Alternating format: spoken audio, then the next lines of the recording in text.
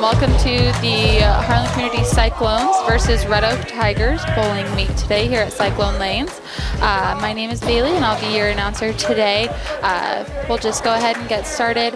The teams have both begun meet play, so we're going to go ahead and go through the starting lineups. For our varsity girls, we're going to start on lanes 3 and 4. So for your Harlan varsity girls lineup, we've got McKenna Erickson, Eden Raymond, Alyssa Funke, Katie Stern, Andrea Wrightfelt, and Ivy Stevens. And for the Red Oak varsity girls, we have Maddie Moyer, Alyssa Strabe, Callie Cox, Lana Johnson, Ryan Welkans, Lizzie Baucom. On lanes 5 and 6, we've got our Harlan varsity boys, Eric McCulley, Jason McDaniel, Donnie Smith, Caleb Ernst, Wyatt Swank, and Logan Strom. And for the Red Oak varsity boys, we've got Caden Ribb, Kale Hall, Weston Getler, Clay Kluber, Devin Taylor, and Brandon Cox.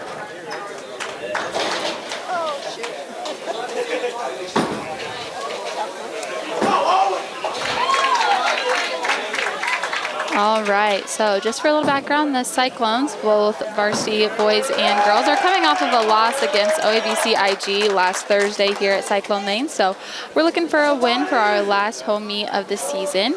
And it's also senior night, so I know that some of those kids would love to have a win for their last meet here at Cyclone Lanes before they head into more of their postseason. Only a couple of regular season events left before they head into Hawkeye 10 and state qualifying. So just looking at how we're doing right now on lanes 3 and 4, we've got Eden Raymond, who just finished up her first frame for the Cyclone girls. A little bit of a rough start for both McKenna and Eden. Hopefully we have Alyssa Funke, who can get the girls going, get a little pep in their step. And then on 5 and 6, we have Donnie Smith up on lane 5. Again, not too hot of a start for him right now, but Jason McDaniel was able to cover his spare in the first frame, so hopefully we'll get in a groove here again.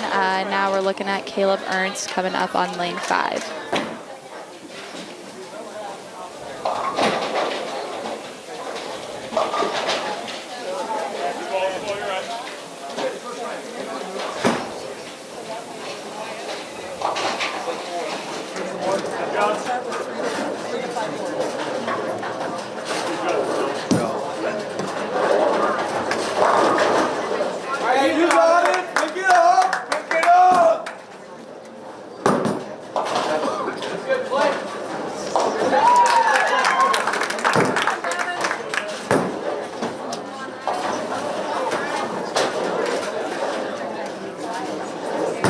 So if you're not familiar with what a high school bowling meet looks like, they're going to be bowling 2 individual games for score today, dropping the 6th bowler.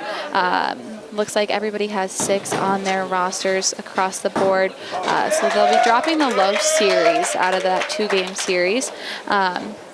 And then they will have the Baker portion, which if you're not familiar with Baker, I say this every time, Baker's the fun part. So it's more of the team event, you could say, in bowling. So you've got a 5-man roster, and you're going to have somebody bowling the 1 spot and the 6th spot, the 2nd and 7th frames, 3rd and 8th, and so on. So we'll see how everybody's bowling today. Normally how everybody's bowling impacts their position in that lineup. Obviously, you know, you're gonna have somebody strong in your leadoff position that can really get the team excited for what's to come in the game, and just kind of be, you know, that initial hype man or woman.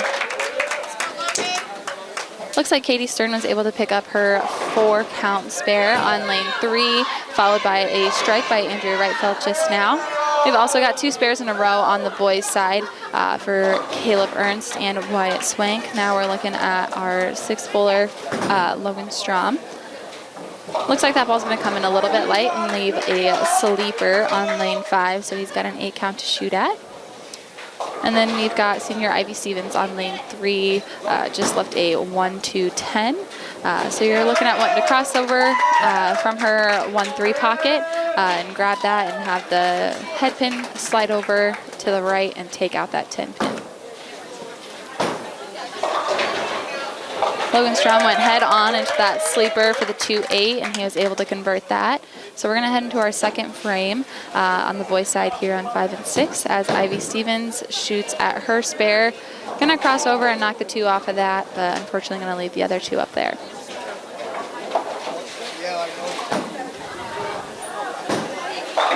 McKenna Erickson puts off a good ball and leaves a single 10-pin on the lane. And Eric McCauley shoots off a strike on lane 6, now followed by Jason McDaniel coming off of a spare. So we're going to want some high count, strike preferably for him.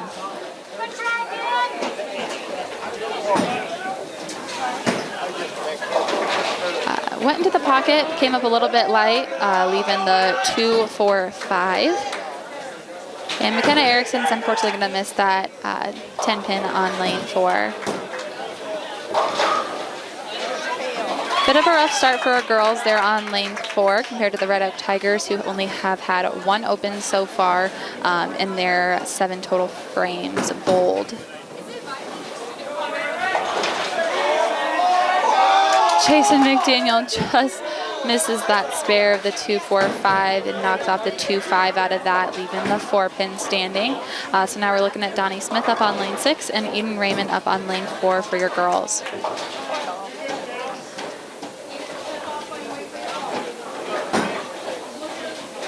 Donnie Smith's going to cross over and just leave a single 6-pin up there. You can run that down. That would be a good start for our varsity boys here on lanes 5 and 6. Red Oak struggling to get into a groove. A couple splits up there, a couple washouts. Not able to find the pocket very strongly.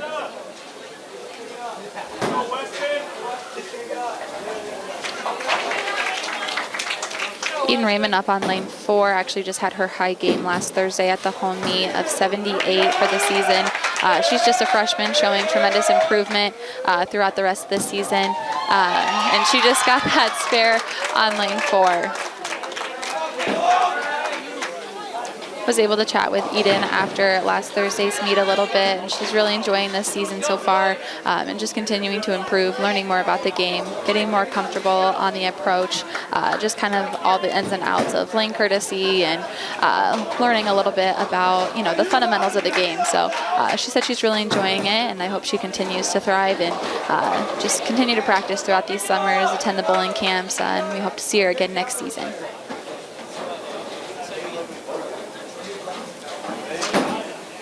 Caleb Ernst up on lane 6, shooting at a 6-pin. Last Thursday, he was pretty good at these 9 spares, so hopefully we'll see the same out of him today, but maybe throw a few more strikes in there.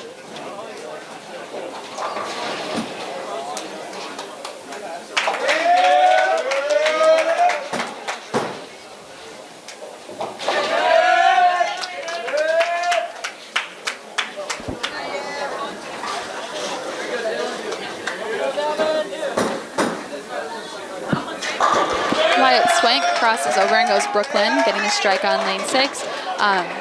If you tuned in or had time over the weekend to watch last Thursday's meet, Wyatt was struggling quite a bit. He was just unable to get anything together on the lanes as far as where he needed to stand and repeat those shots. So that was a little frustrating, I could tell.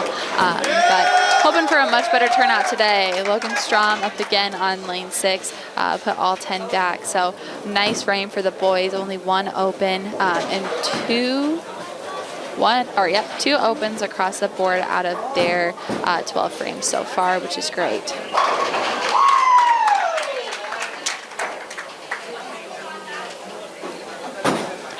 We've got Katie Stern up on lane 4, and unfortunately she's going to miss that 1-3 that she just left.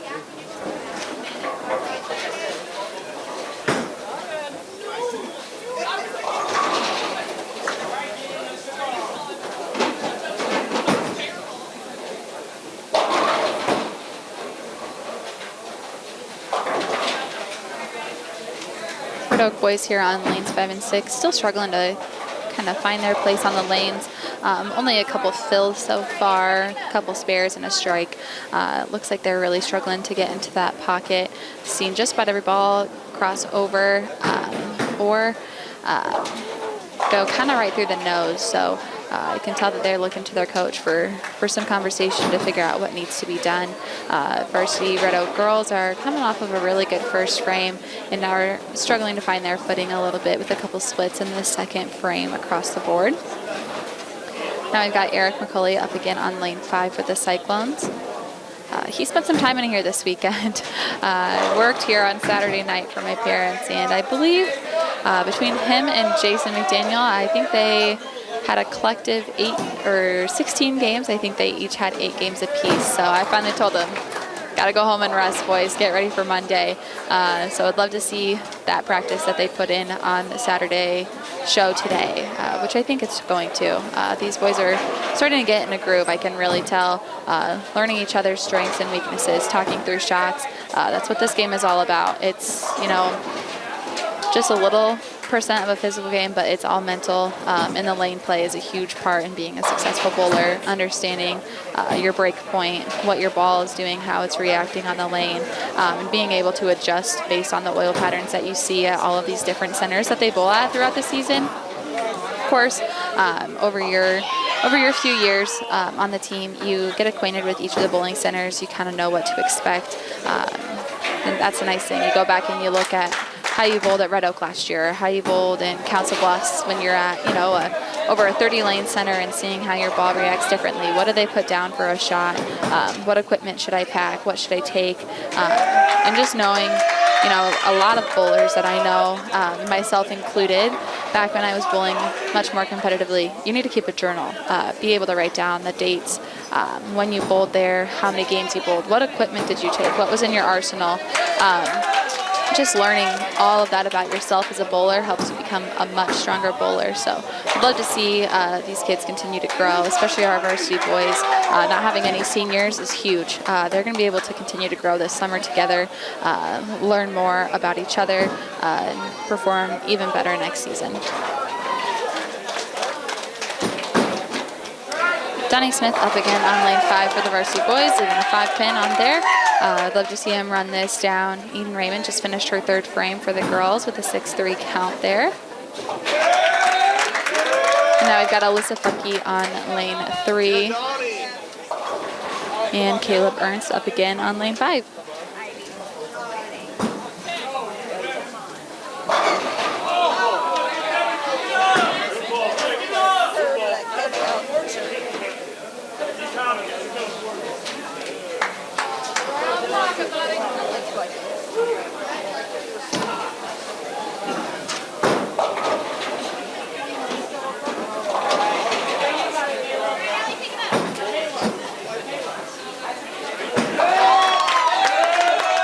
Caleb Ernst left kind of a nasty split up there on lane 5 with a 6-7-10.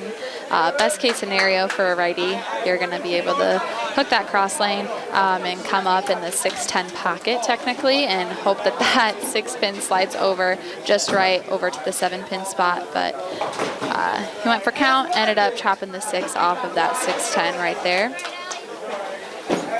Now we've got Wyatt Swank up on lane 5 looking for a double. And Katie Stern is going to be up for your Cyclone varsity girls on lane 3. Wyatt pulled that ball just a little bit. He's going to go Brooklyn, but he's going to trip the head pin. That was pretty interesting. He literally didn't even get close to the head pin and still came away with a strike. So we're going to take that double and run with it. Logan Strom's looking to do the same now on lane 5. Hopefully it's a pocket shot though, because that was a bit of a scary shot from Wyatt.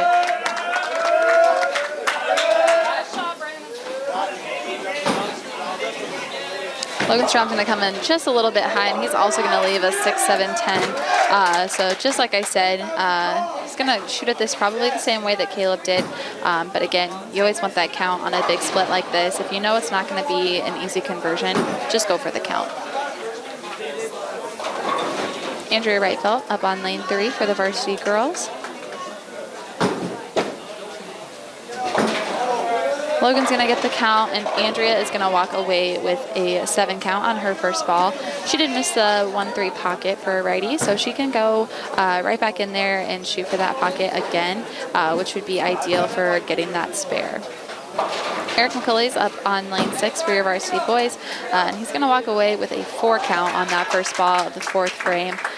Missed the pocket, ball didn't really come up, didn't seem to break, just meaning it maybe went a little fast going down the lane and didn't hit the break point where we wanted it to, so the ball didn't have time to flip and actually go into the pocket. Andrea Reitfeld did pick up that spare on lane 3. Now we're heading into the 6th bowler for the Cyclones, which is Ivy Stevens. Eric was able to get another 4 pins out of there, so walked away with a 4 count in the second ball.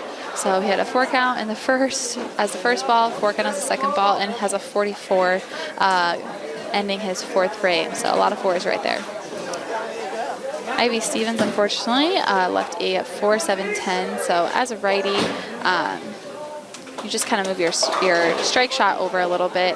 Going to move to the right for her, I guess it would be, and then try to move that pocket shot over and go Brooklyn.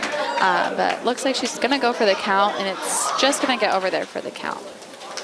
Jason McDaniel up on lane 6 for the varsity boys, left a 3-10. Kind of want to go in between these. It's the best way to shoot at it, but he's going to go the hard way and unfortunately miss both.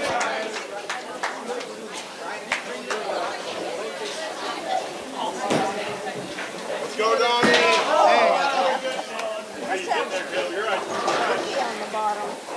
Our varsity girls will have time to kind of talk about their shots as Red Oak finishes their 3rd frame, and starts their 4th frames. They're on lanes 3 and 4.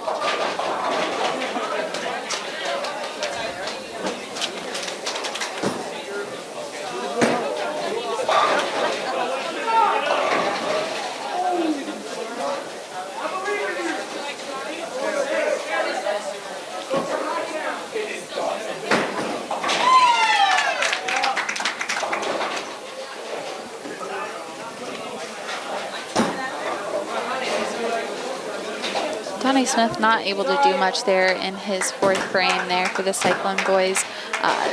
Again, that ball's not coming up, so some adjustments are going to need to be made to just move that shot inside a little bit more. If you get too far out, just from what I can see and knowing a little bit about the lane pattern, need to move those shots inside a little bit. Anything that you're shooting outside of 10 at the arrows probably isn't going to come up unless you have an insane amount of reps on your ball.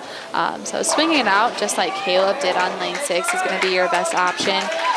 Even, looking at that shot, it still came up light and didn't quite get the 5 pin out of there. So even a move, just even half a board, 1 board to the right for him could impact his strike shot significantly, as long as he feels that he could repeat that same first shot that he just had multiple times throughout today. Put that one way outside. Came up a little bit, but unfortunately just was not going to get in there to pick up that 5. Got Eden Raymond up again on lane 4. Just going to wait for Devin Taylor to start his 4th frame for the Red Oak Tigers on lane 5. And we've also got Wyatt Swank up for the Cyclones on lane 6.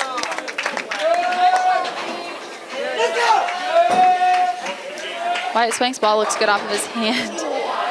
And that was a pretty stone cold 8-10 split that he just had. Eden's ball's moving and it's looking pretty good. Gonna get the head pin out of there and get a 6 count. So we're gonna take that. This one's gonna be a little tricky to pick up since she doesn't have that 2 pin over there. I honestly couldn't even tell you how I would shoot at that if I left it. It's a little tough there, like I said, since you don't have that 2 pin to kind of deflect and get that the 4-7 out of there, but we'll take the count regardless. Ball's gonna get over there and maybe get a couple out of there. All right, so she got the 5-8 out of there, which for that leave, we're gonna call that pretty impressive. Got Logan Strom up again on lane 6. He's not looking to repeat his last frame, so he goes ahead and goes Brooklyn to strike.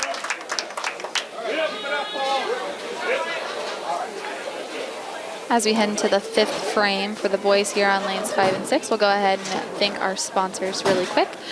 So we've got Pizza Ranch in Harlan, Cyclone Lanes, KNOD Radio, Keys Auto Center, Fairway in Harlan, United Bank of Iowa, Do It Best Hardware, Conductix Wavler, The Agency Insurance, Western Iowa Medical, Dr. J's Family Eye Care, Cyclone Seed and Chemical, Shelby County State Bank, Hamilton Financial Services, Hanson House Senior Living, Polly Jones Funeral Home, Merton Medical Center Physical Therapy and Rehab Services, and the Peterson Family Wellness Center and Lewis Family Aquatic Complex.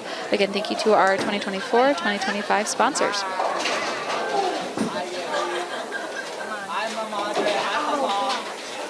All right, Eric McCulley started that 5th frame off strong for our varsity boys here on lanes 5 and 6 with a strike.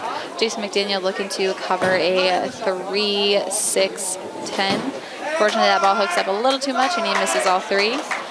Then we've also got Katie Stern up on lane 4 for our varsity girls, leaving the 2-4-5-8. Ideally, you're going to move a little bit to the right as a righty, and then move your strike shot over just a little bit and use that 2-5 as your pocket.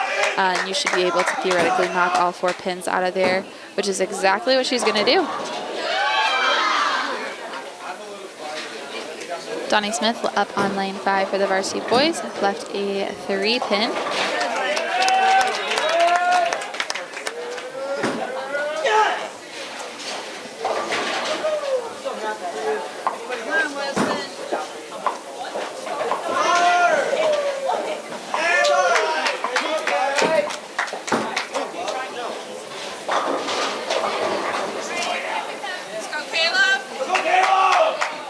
Right felt up on lane 4. She pulled that ball a little too much on her first shot and missed the head pin completely, so she just took off the pins in the back and on the left side. So some would call that a picket fence in bowling, so you're going to call that the right side fence. Caleb Ernst looking for redemption after a couple opens there. Got a strike here on lane 5 for our boys.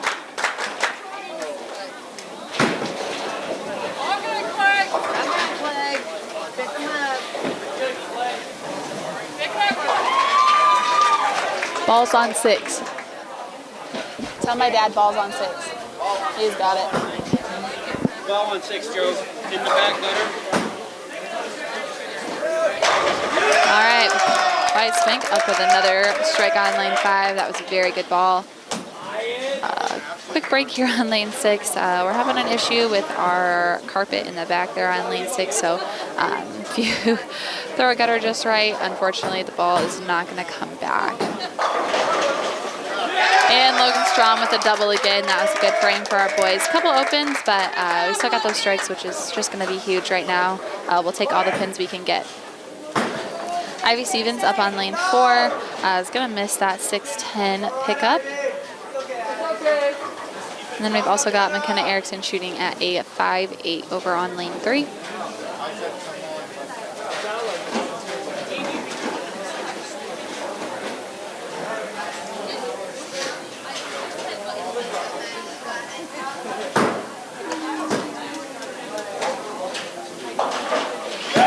McKenna Erickson is able to convert that spare for the Cyclones.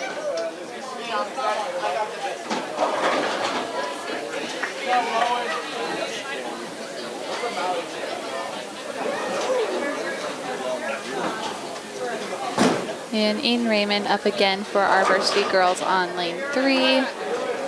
Ball went a little bit more to the left than she was going to expect out of that shot.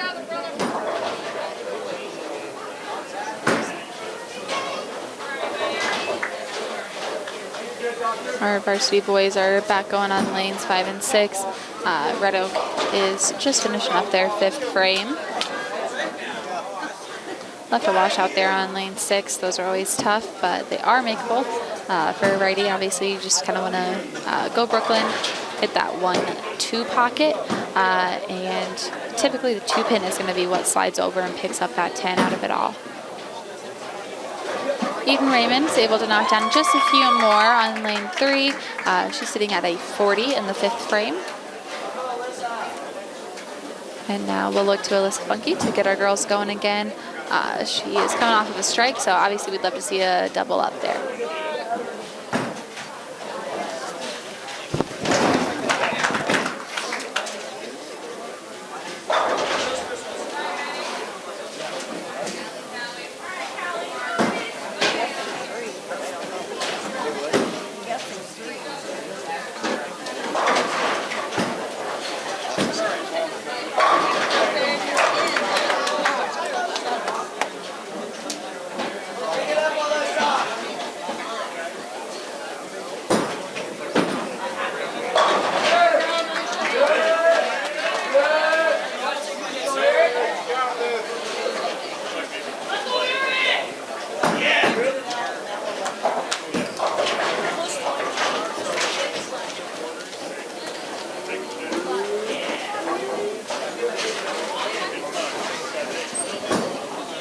Eric McCulley up on lane 6, gonna go Brooklyn and almost leave a 5-7 there. Knocked that out at the last minute, so just a single 5-pin to shoot at. Very makeable spare as long as you know where your strike shot is.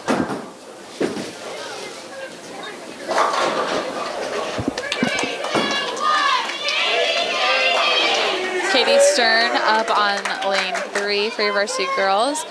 Just got a strike, which is always a good feeling. We needed that. We only had one spare so far in the 5th frame for the girls. Would love to see Andrea Right Belt just build off of that a little bit, get our pins up.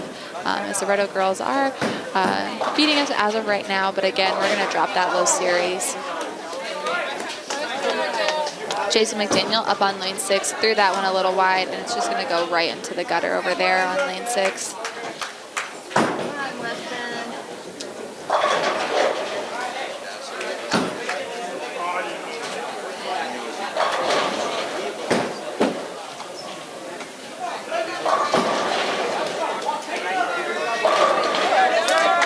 Just looking at the Red Oak Tigers here on lanes 5 and 6. All around the board, they have great ball rotation, which is very impressive to see on a high school team. Hawkeye 10's always had quite a few great schools.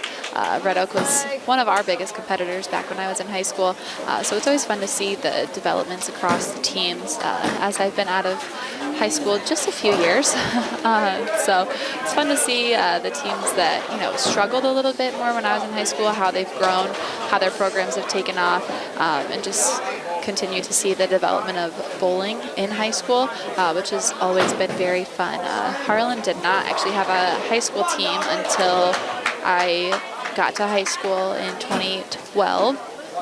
So that was the first year of the team. So we're looking about 13 years almost, which is crazy to think about. But it's been really fun to watch all of these bowlers grow. A lot of them have bowled Saturday mornings growing up. I've had the honor to work with a couple of them, give a few pointers out here and there when I can. Just kind of talk to Coach Kurtz and Coach Anderson about what they're seeing from their bowlers and what they're doing in practice. Working for my parents here at Cyclone Lanes, I've been able to see a lot of these bowlers just develop throughout the years. So it'll be fun to watch this younger group now that I'm officially back home here in Harlan. Just watch them continue to grow.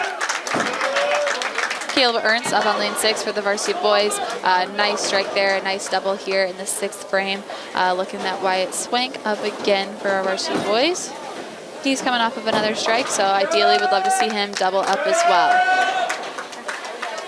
McKenna Erickson up on lane 4 for our varsity girls. Coming off of a spare, got an 8 count. He's going to shoot at the 1-2.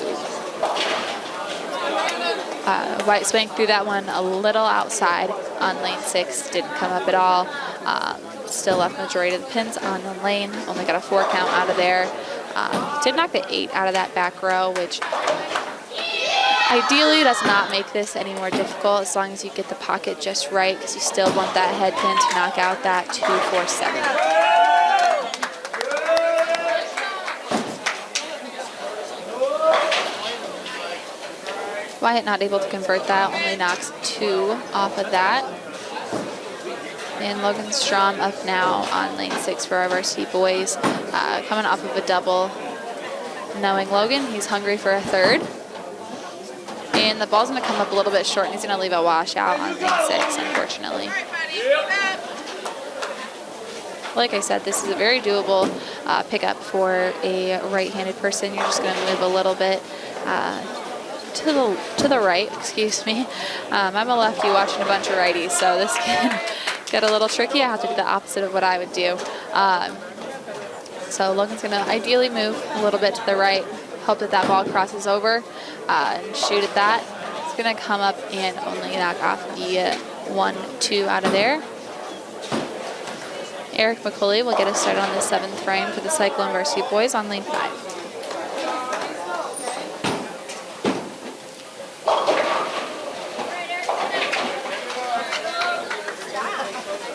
All right, Alyssa Funky up for our varsity girls on lane 4.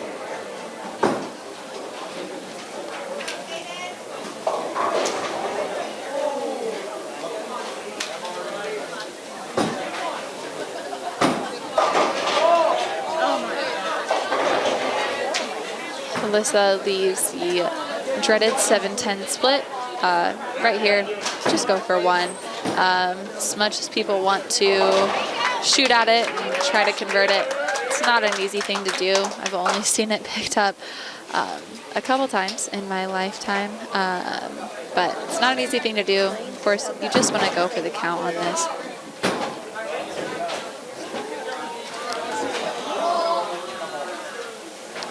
Jason McDaniel just looking for the count here.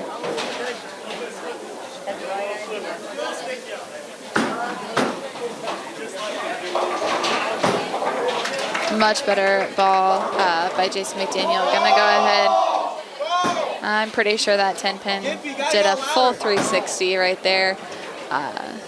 Still picked it up, which is always a good call. Sometimes when those pins slide out of range, we have to go back down and set it up because it doesn't pick it up the way that it was put on the lane or where it moved to. Katie Stern up on lane 4 for our girls now. Just left a 4-7-9. And Jason's able to convert that 10 pin on lane 5. And now we're looking at Donnie Smith up on lane 5 for your boys. Let's go, Donnie. Oh, nice. Katie Stern was able to convert that 4-7-9, which was a great pickup. That 4 pin really just slid right over there and got it, which is awesome to see. She was pretty excited about that one. Donnie's going to go right through the nose on lane 5 and leave a 3 pin. And Andrea Wright felt much better first ball. Still going to go through the nose a little bit, missed that pocket, but still a pretty good count with a 7 count. She left a 3-6-9. This could be a tough one just with that sleeper back there. Most people, if they throw a straight ball for their spares, still want to hook into that one a little bit to ensure that they get that sleeper out, which is what Andrea is going to do, and she's going to be able to convert that pretty easily.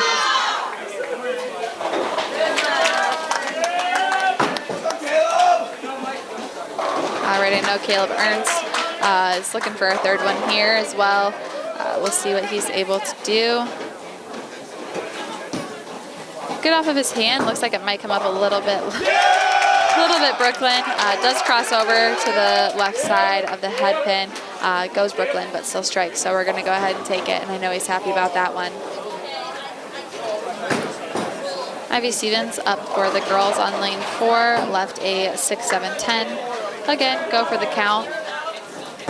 And Wyatt's going to cross over the head pin pretty early and miss it completely, so he's looking at a 1-3-6-9. Right here, you just want to shoot at the pocket again, just to ensure that you can get that 9 pin out of there with the sleeper.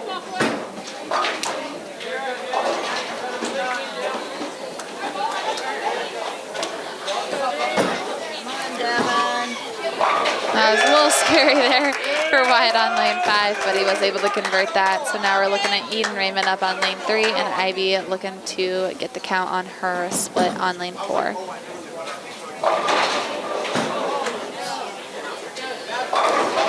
Logan Strong finishing up the 7th frame for our varsity boys.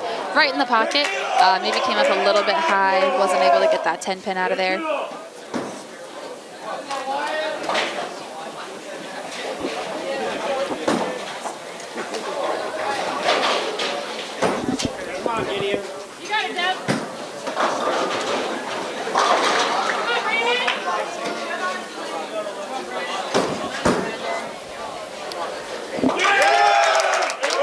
had no doubt about that 10 pin going down, and he was able to convert that. So that was a pretty good frame for our Cyclone boys right there.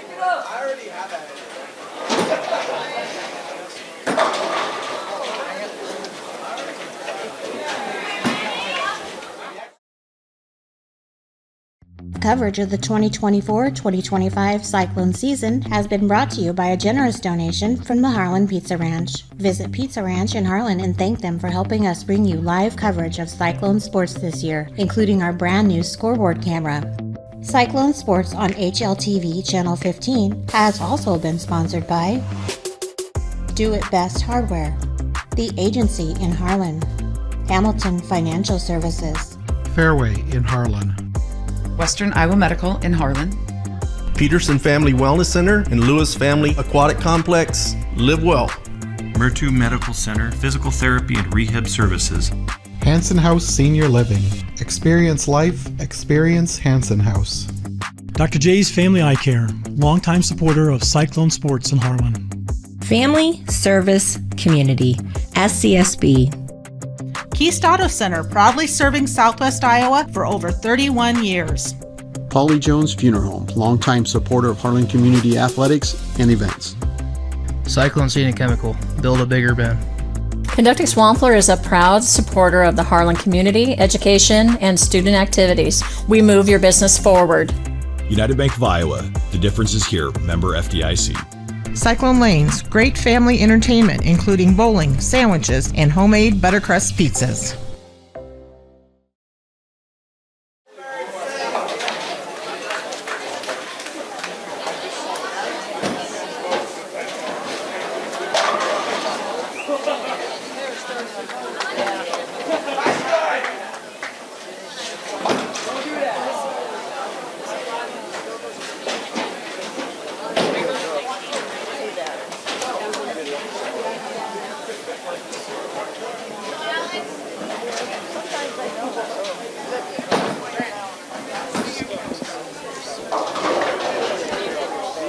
Ball on 6 again.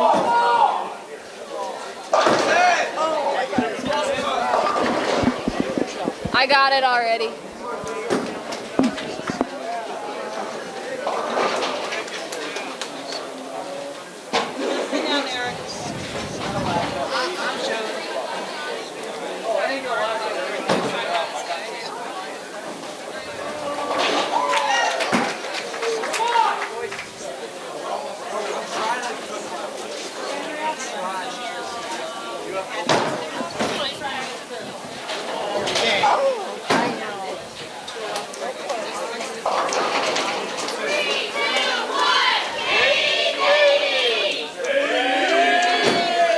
Katie Stern on lane 3 was able to get another strike for our varsity girls. They are just about done with their 7th frame here. Harlan girls are a few pins behind. Again, we're going to drop that low series, so it's hard to kind of say exactly where we're at as of now. That will be determined after the 2 individual games portion has been concluded. Andrea Wrightfeld up on lane 3 now, leaves a single 3-pin.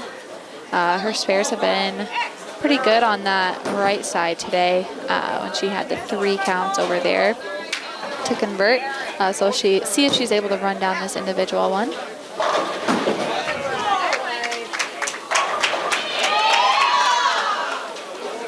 And she was able to run that one down. So we'll look at Ivy Stevens to see how she can finish this 7th frame up for our varsity girls. Not a lot of strike action on lanes 3 and 4 for our varsity girls, but spares win tournaments. I learned that at a pretty young age, so we'll see what they're able to do. Kind of a nasty lead there on lane 4. She's got a 4-5-10. Don't see that very often. So again, you're just gonna go for count on this. Ideally, if you threw a straight spare ball, you could go right over that 2-pin spot, knock out the 4 and the 5, and hope that the 5-pin slides over and can get that 10-pin out of there. I don't want to say wishful thinking, but it's kind of a weird angle. So just kind of see what our coaches told her to do for that, or what her teammates gave her advice for there. We'll see what she does. And she's just going to get that 5-pin out of there. I wouldn't want to shoot at that, so I can understand her frustration there. Jason McDaniel up on lane 6. He's going to go right through the nose and leave a 4.67. Got to go for count here as we near the 10th frame. Want to set yourself up in the 9th frame, so get the count, leave this frame behind you, and reset for the 9th frame.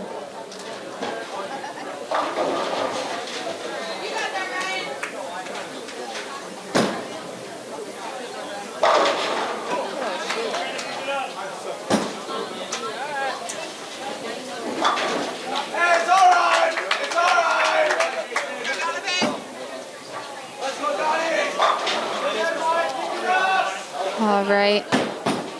Donnie Smith needs a big one here. Hasn't had a fill since the 3rd frame. Struggling a little bit today with those spares. Just not able to convert anything, but also just not able to get any strikes here today. Across all 6 lanes that we've got going, though, strikes have not come easy for most. We've got a few. Caleb, Wyatt, and Logan on the Cyclone varsity boys side has looked really good. We do have a few strikes from some of the Red Oak boys there, but nobody is stringing any together. So we'll see what everybody's able to do.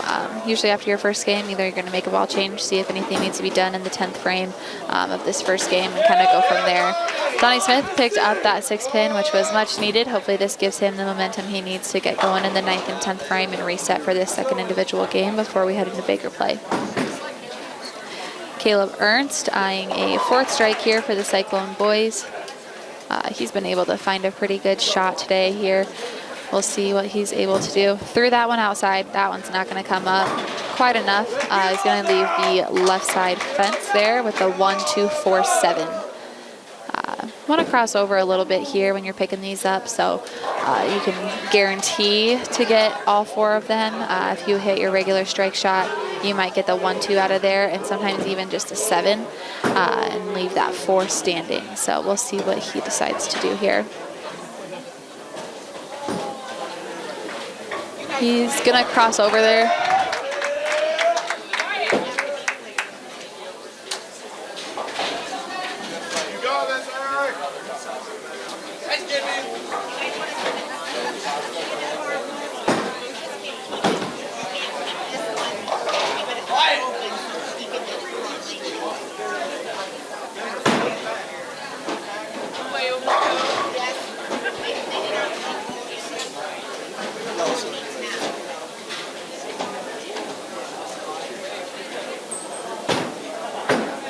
Eric McCulley up on lane 5 for the varsity boys. Going to leave a 2-4-5 here. Seen this a few times today. We've got Wyatt Swank up on lane 6. Going to go into the pocket and still leave a 2-5. And Eden Raymond up on lane 4 for our varsity girls.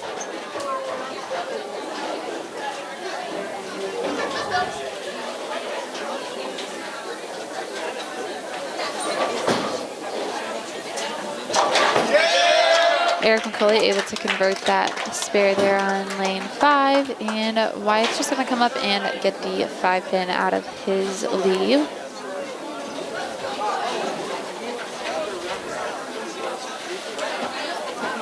Logan Strom up for the varsity boys here on lane 6, and Jason McDaniel up on lane 5. Logan's going to go right into the pocket. That was probably his best ball of the night so far.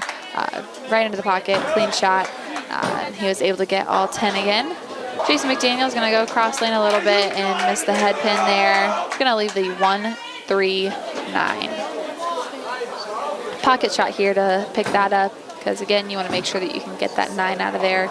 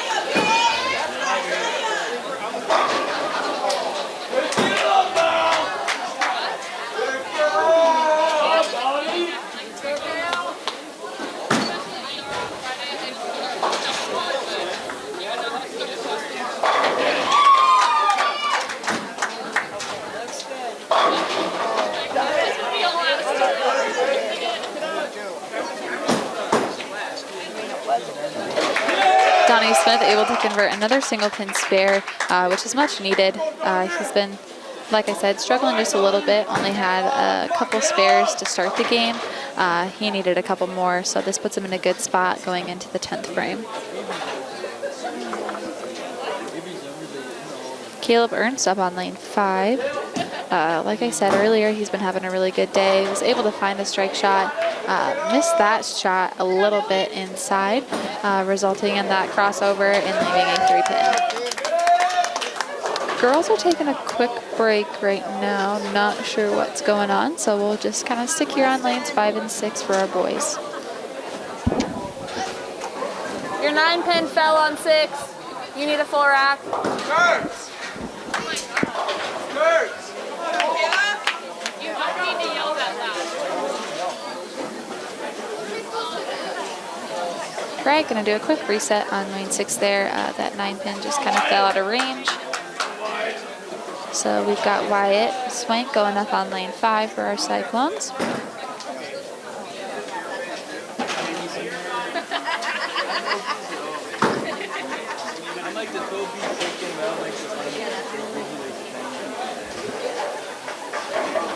Have you seen that picture? No, that's on my side. Like,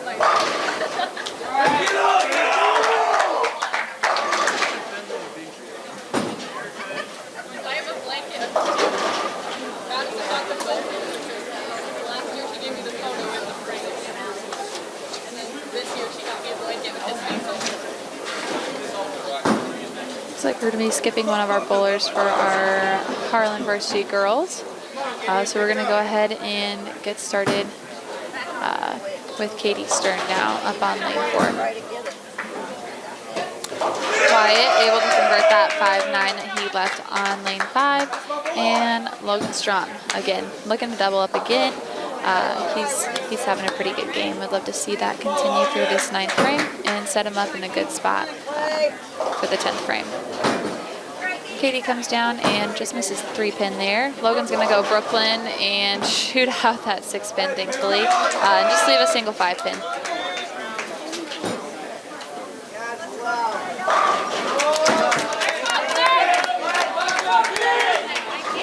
McKenna Erickson up on lane 3 for our girls. Just left a 1-2-4-8. Ideally, gonna go cross lane and kind of go into that 1-2 pocket a little bit more to make sure to get that sleeper. Logan picks up his 5-pin. Oh, that was a really good job by McKenna. That 9-pin kind of bounced back and hit the 2, so it wasn't able to knock that 4 out of there, which was just kind of weird. And Katie converts her single pin. Andrea Wrightfeld is up on lane 8 for our varsity girls, and Eden Raymond's going to get going on lane 3 here. Looks like they're talking with Coach Anderson just a little bit, and we'll continue with play right about now.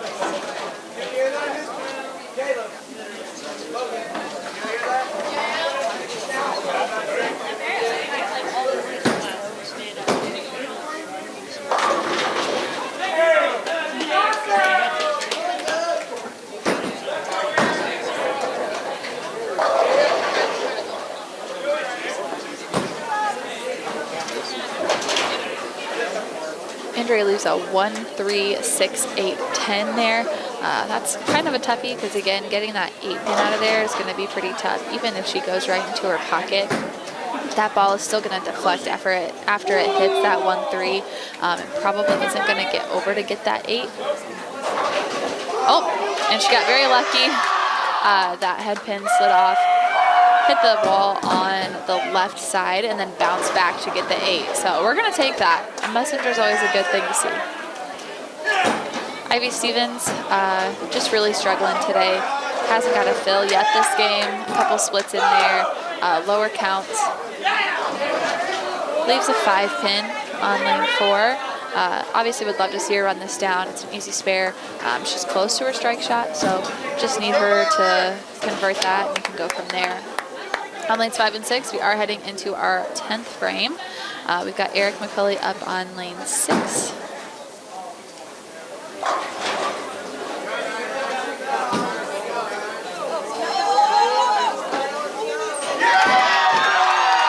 Ivy Ivy finally gets a spare over there on lane 4 in the 9th frame. So I know that she's not too happy about where she's sitting, but hopefully this gives her the confidence boost that she needs.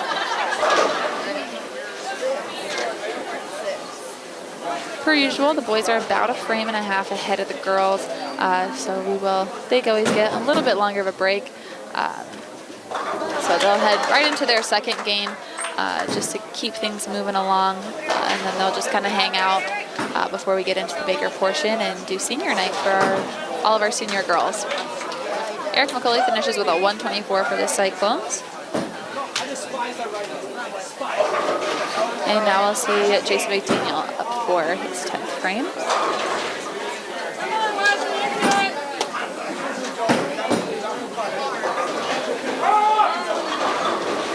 And it starts with a 9 count there.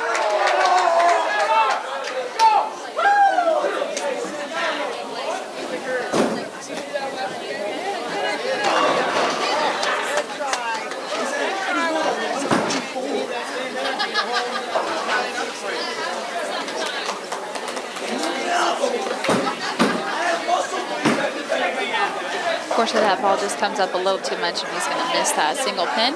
And Jason's going to finish with a 112.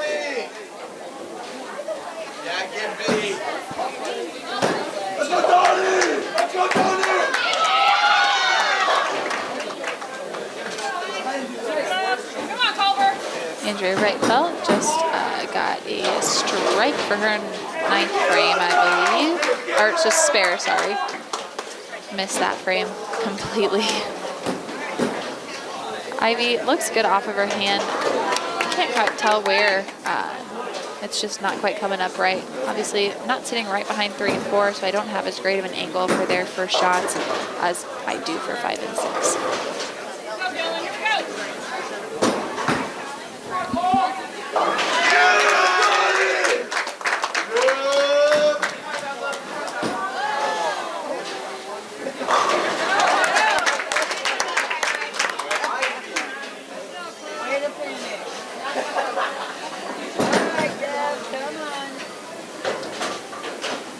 Connie Smith still up on lane 6 for your Cyclone boys. Just looking for his fill ball in the 10th frame. Obviously wants a pretty good count. Gonna walk away with a 5 count and finish with a 123. Kayla Burns is having a pretty decent game. Has a spare in the 9th frame to start him off strong. Come on, Kayla!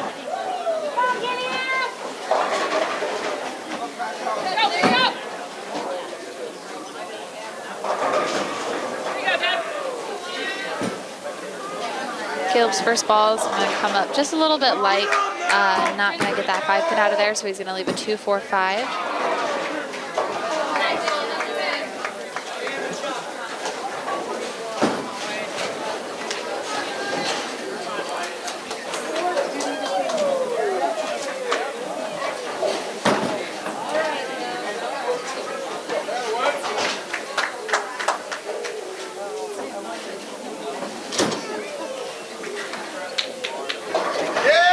Caleb converts that. And he's sitting at a 175, so we'll see what he can get for the count to finish this game.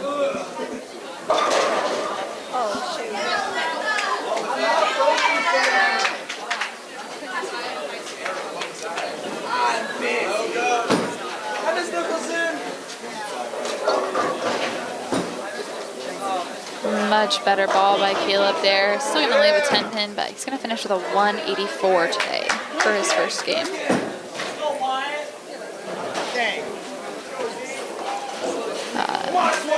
And that is his high game. He had prior a 178 on the season as his high game, so I'm sure he's pretty happy with that. Now we're going to watch Wyatt Swank. Pretty good first ball. Going to get right into the pocket, but still missed that 10 pin.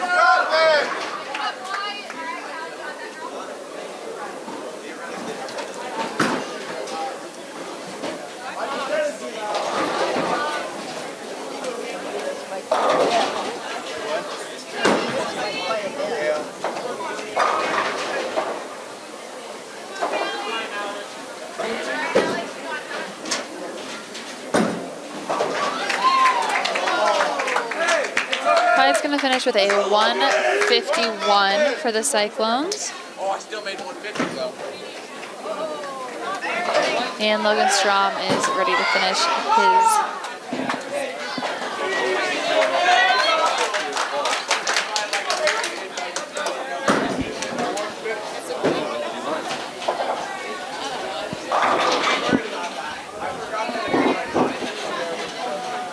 All right, our varsity girls are finally heading into their 10th frame, so we'll watch them finish up this game and see where they end up.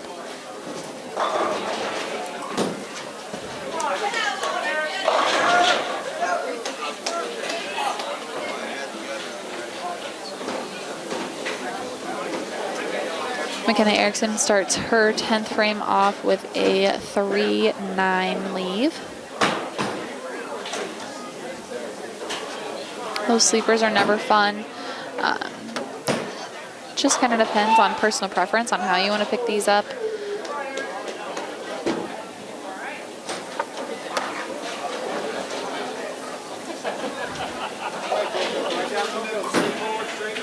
And she's going to be able to pick one of those off and finish with a 126.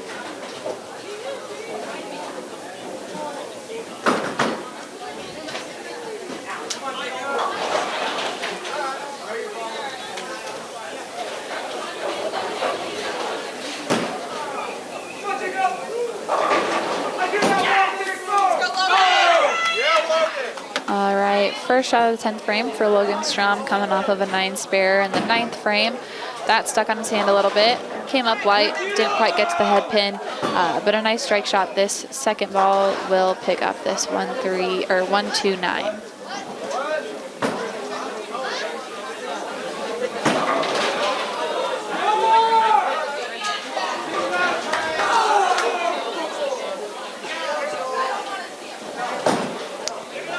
And he's going to be able to convert that there for the Cyclones.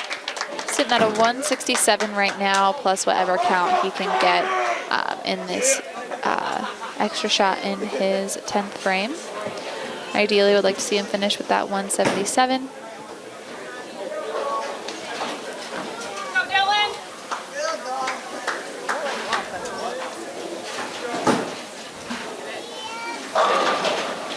Gonna go ahead and finish with a 176. You got it, Logan. Pick it up. Oh, that was the second.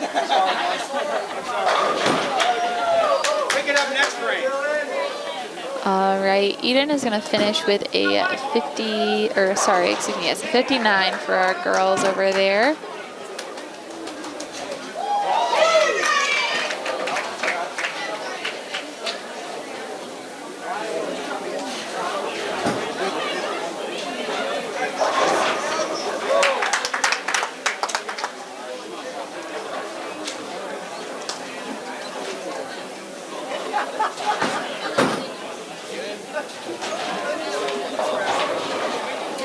And Katie is going to leave a 3, 6, 7, 10 right there.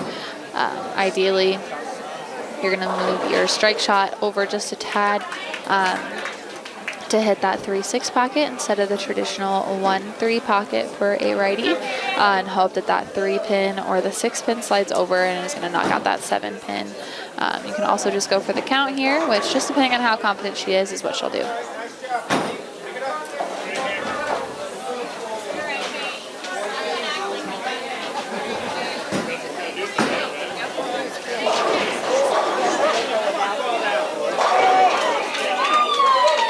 All right, and Katie also broke her high game for the season. Previously was a 140, so she finished with a 148. Our varsity boys are getting started on their second game. We're going to stick with the girls, and Andrea's pin just fell there, so she finished with a strike for her first shot in the 10th frame.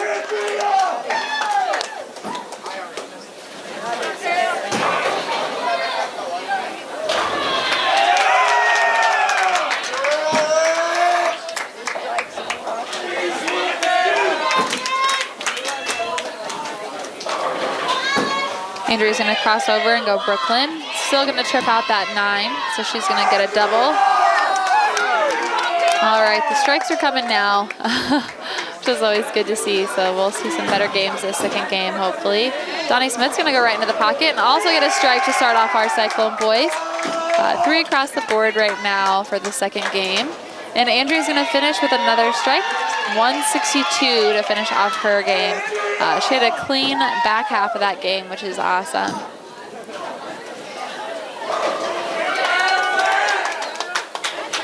And Ivy Stevens sitting on an 84 right now.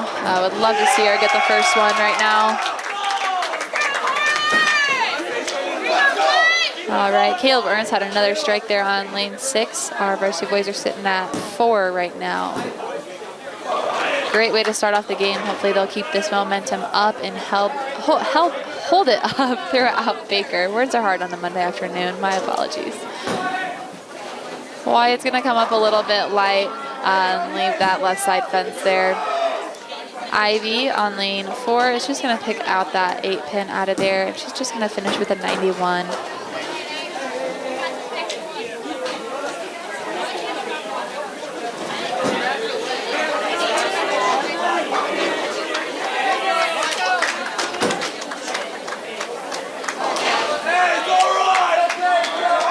High game on the girls' side is going to come from Red Oak Tigers' Lizzie Balcom with a 186.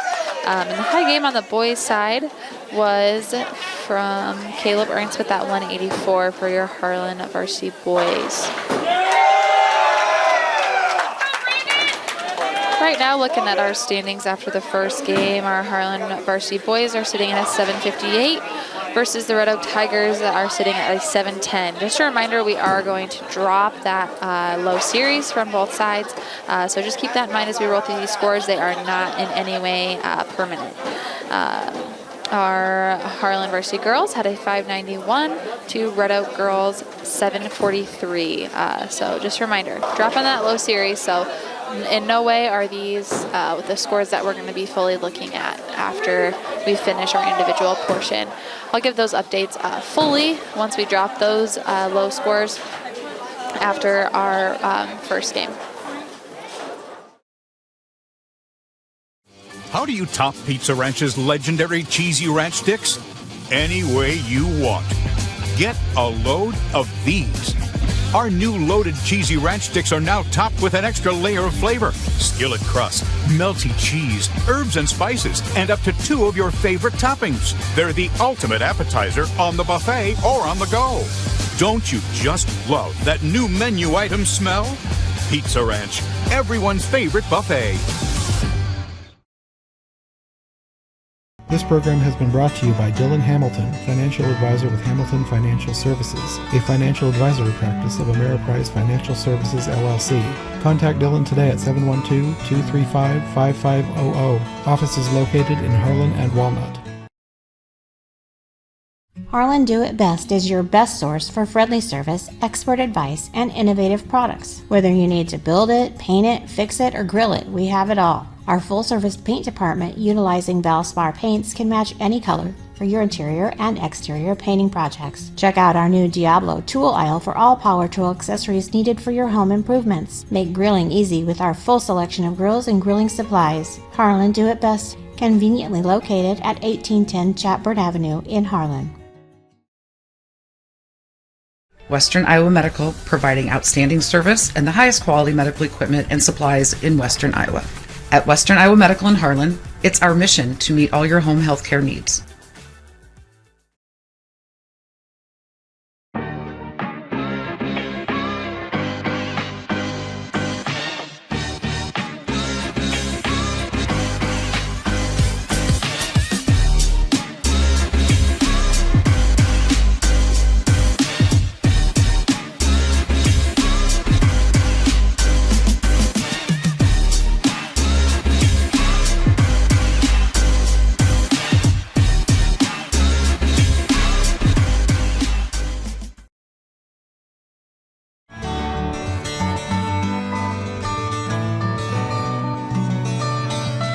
Dr. J's Family Eye Care, longtime supporter of Cyclone Sports in Harlan.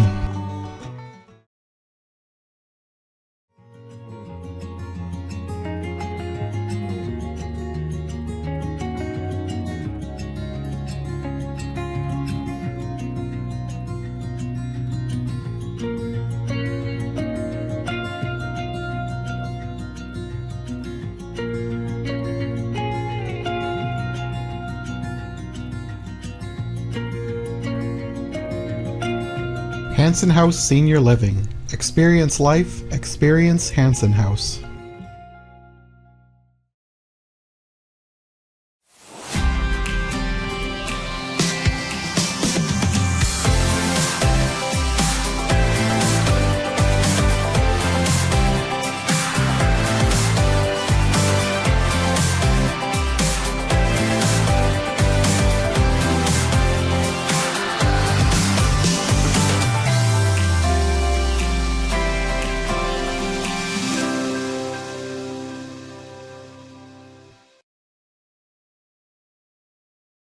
Advertise with HMU. Are you looking for an easy and affordable way to get your business out there? Why not advertise right here? HMU is looking for sponsors, and starting as low as $40 a month, your business could be featured right here. Our sponsors help us cover programs just like this one, and thanks to their support, we're now able to broadcast Cyclone sports, concerts, and more live on both HLTV, Channel 15, and YouTube. So what are you waiting for? Call 755-5182 and ask for Jonathan, or email jnorth@hmunet.com and ask for more information today.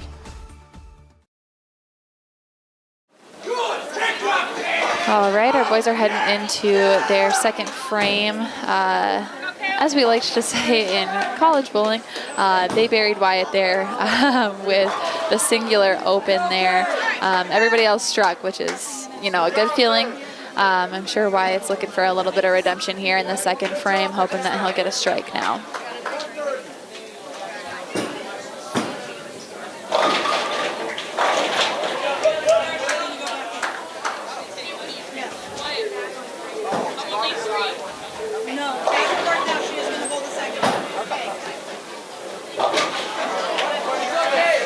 Eric, unfortunately, does not get that 9-pin out of there, just resulting in a 7-2 frame for him.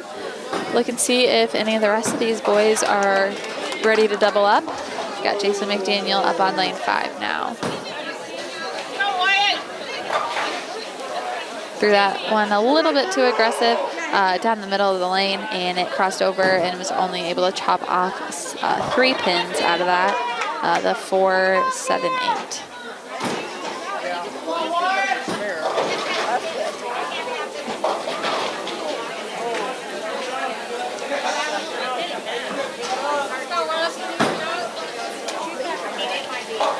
Kenna Erickson does the same exact thing that Jason did on lane 5 there to start off the second game for the girls. Jason was able to cover his, just resulting in a 3 spare, so technically no harm there off his strike since he converted that. Donnie Smith, we'll see if he's the one that's going to be able to double up for the Cyclone boys.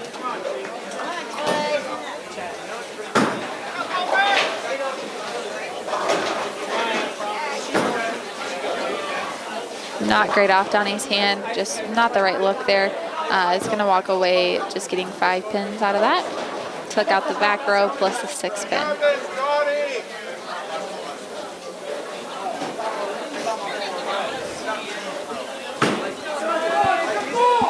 Eden Raymond up for her first frame of the second game.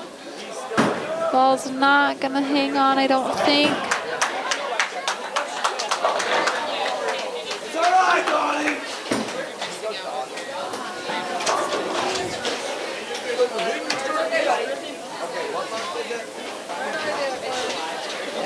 All right, Caleb Ernst, would love to see him be the one that doubles up for the Cyclones here. Looks good off his hand, maybe a little bit too far inside. Still gonna knock out that 10 pin.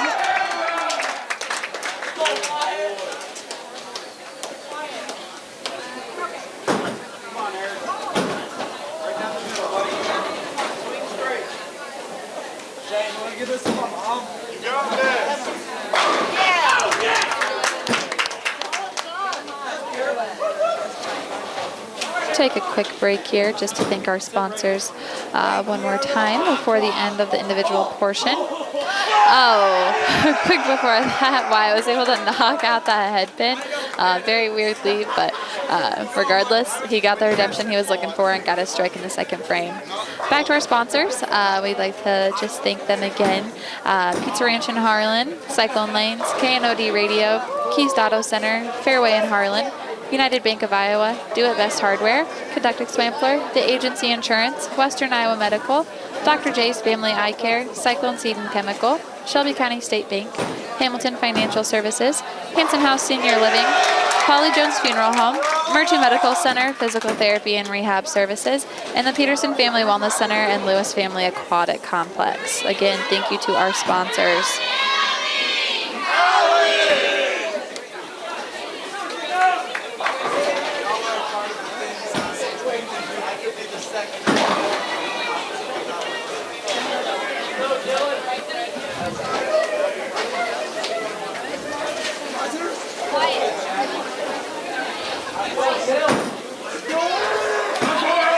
Katie Stern up for the girls on lane 4 there. Just leaves a 5-pin to start off her second game.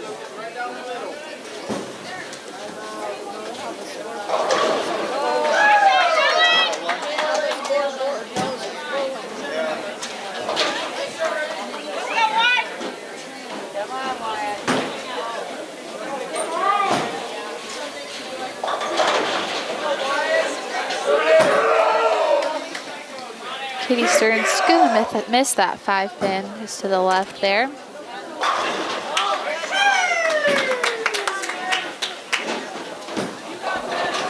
What did you have a question about? Did you have a question about something? I thought I heard you say something. Oh, to you? No, just like in general. I thought you had a question about one of the girls and their score. Oh, no. Oh, okay. I'm hearing things in here. Can't hear very well. I don't think it was, I can't hear. Eric McCulley able to convert that spare on lane 6 for the Cyclones.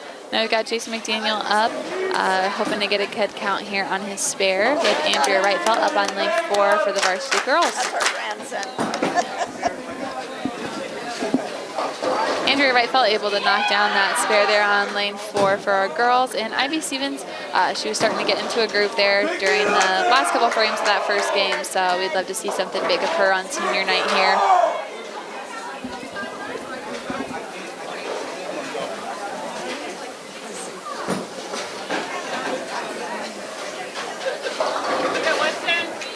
Came up a little bit high there on lane 4 for Ivy, but this is a very makeable spare. Just kind of got to go in between the 3 and the 10, act like the 6-pin is there. Another nasty leave on lane 5. We had that for the girls there in the first game, so it's just a 4, 5, 10. Like I said, during that, you kind of want to go where that 2-pin would be, go in between the 4 and the 5 and hope that the 5 goes over and slides into the 10. Donnie Smith up for the Cyclones on lane 6, coming off of an open in the second frame. Going to come up a little bit light, but high pocket shot on the next shot should take out that 1-2-7.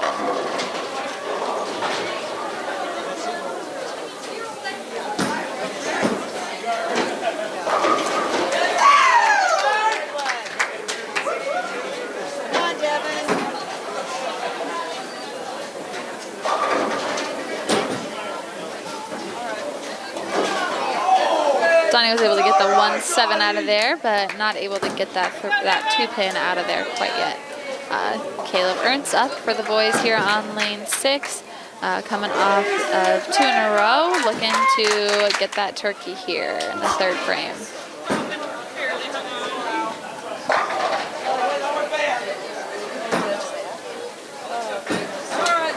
A little bit outside for Caleb's shot, still comes up just enough.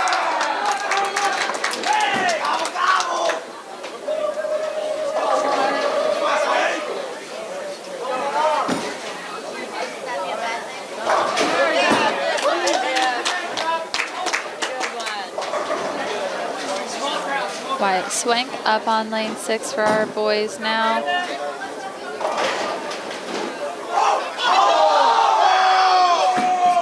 Little weird shot for Wyatt there. Head pin fell forward. Always strange when that happens, but left an 8-pin there. Hopefully he can convert this one. Red Oak girls got a little bit behind there in that first frame, so our Harlan girls are just taking a quick break, sitting down, hopefully talking through some shots, seeing what needs to change going into the second frame of this second individual game. And now we're looking at Logan Strom up again on lane 6, also looking to get another strike, just like Caleb did. And Eric McCauley is going to get the boys going in the 4th frame up on lane 5.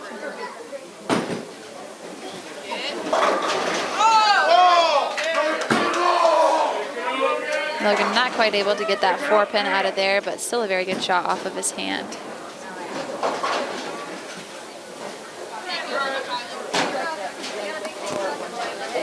Got McKenna Erickson up for the Cyclones on lane 3.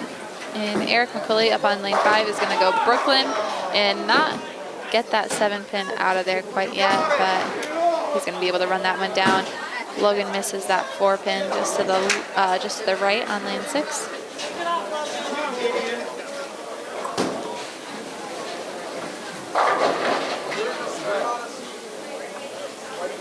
McKenna's going to leave a 5-10 split on lane 3. And we've got Eric McCauley going to run down that 7-pin, and he's going to do just that.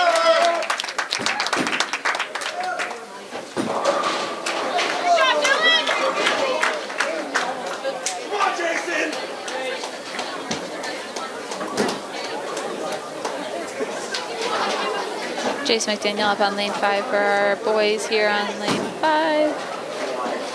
Swing that one outside a little bit, but just going to leave a 1-2 on there, so regular pocket shot will be fine to convert this one.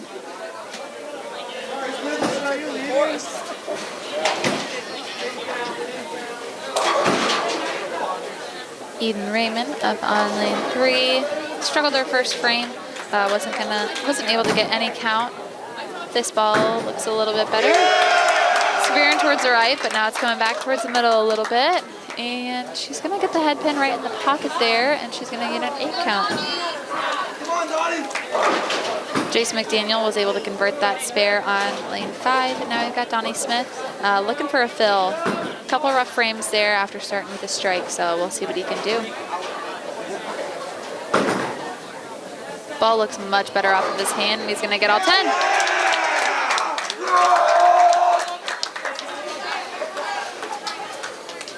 A little bit of a smirk on his face there. I could tell that he really wanted that one.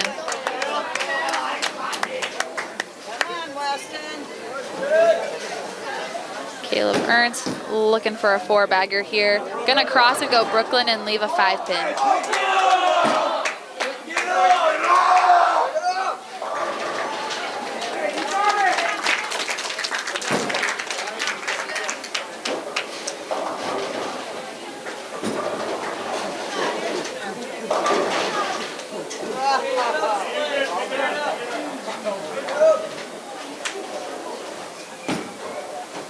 Caleb's gonna hold on and miss that 5-pin. I didn't even see how that happened. He was kind of standing in my line of view.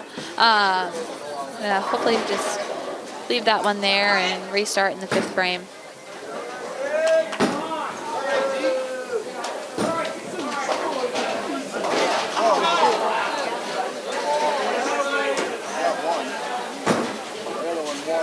Wyatt's gonna go kind of right through the nose there and leave a 3-10. And Alyssa Bunke is gonna miss that 10-pin that she had on lane 3. She rejoined us after missing the last few frames of the first game. Might not be feeling the best. So now we've got Katie Stern up on lane 3 for our varsity girls, and Wyatt Swank's gonna get that 3-pin out of there. All right, we'd love to see Logan Strom regroup after that 9 miss in the last frame. Still a lot of game to be had here. Katie Stern with an 8 count on lane 3. She'll go up for the spare in just a second. And Logan's ball looks really good. Still another stone cold 10-pin there, but that one looked much better off of his hand. It looked like it bothered him. He's had a couple shots today where he's turned around. You could just tell it wasn't how he expected that to come off of his hand. So just didn't put it quite where he wanted to.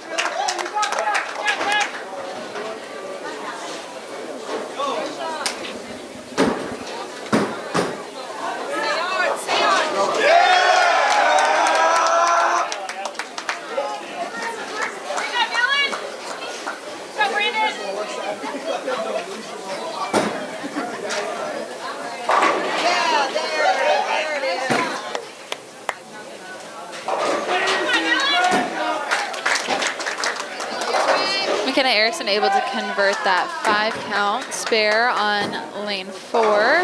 And Andrea Wrightfeld up on lane 3 for the Cyclone girls is going to leave a 3-9. Eric McCauley is going to get the 5th frame for the Cyclone boys underway on lane 6.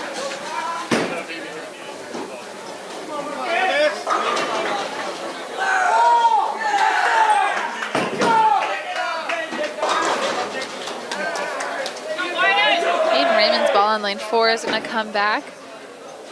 It's going to go Brooklyn, and she's still going to get a 6 count out of there and can hopefully get some more count on her second ball.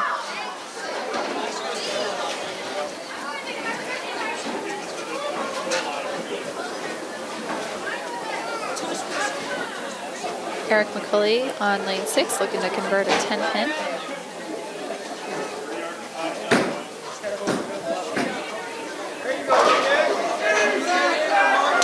Ivy Stevens finally got that strike she's been looking for.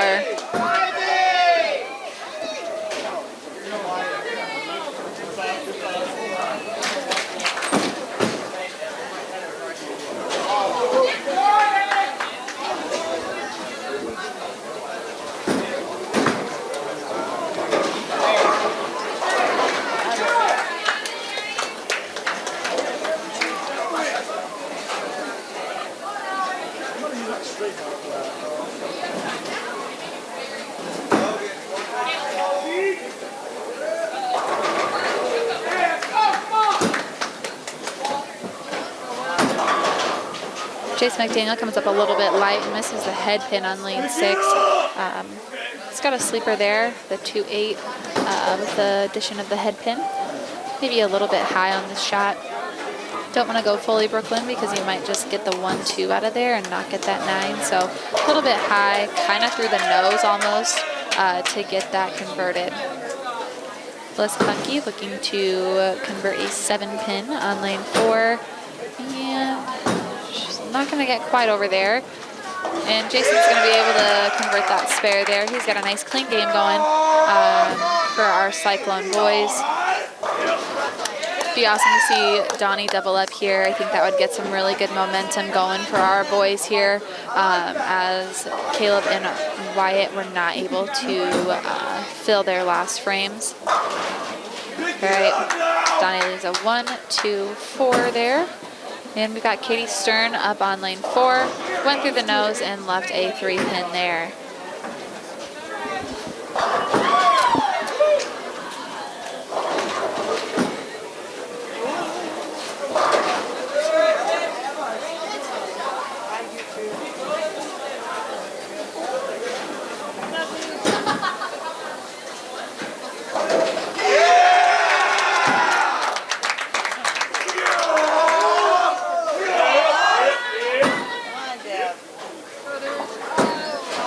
Katie just misses that 3 pin to the left a little bit. So now we've got Caleb Ernst up on lane 6, looking to redeem himself a bit after that 9 miss in the 4th frame. Hoping we can find some more momentum. Looks good off his hand, gets all 10 again. I'd love to see Wyatt build off of this momentum and also get all 10 back. Andrea held up on lane 4, gets 5 pin, or leaves a 5 pin, gets a 9 count there.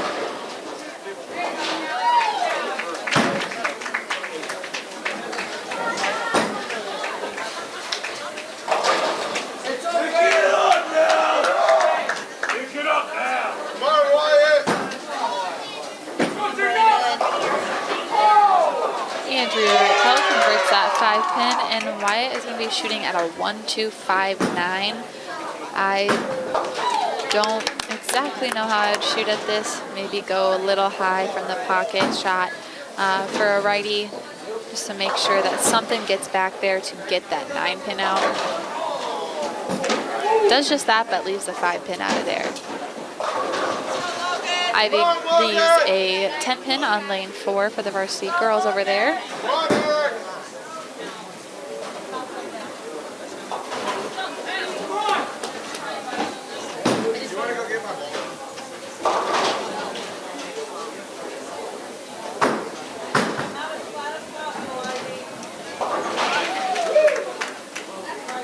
Tully's also going to get the boys going here in the 6th frame on lane 5. And Ivy's going to miss that 10 pin on lane 4. And we've got Logan Strom shooting at a 2.45 on lane 6. That's been a very popular leave today. Eric's going to go Brooklyn and leave a 5.9.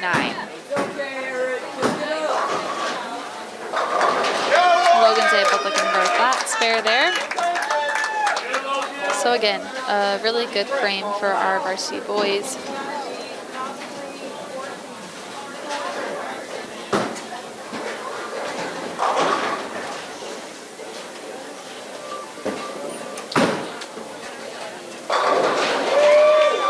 Eric chops off the 9 out of that 5.9 leave to start off the 6th frame for the Cyclones.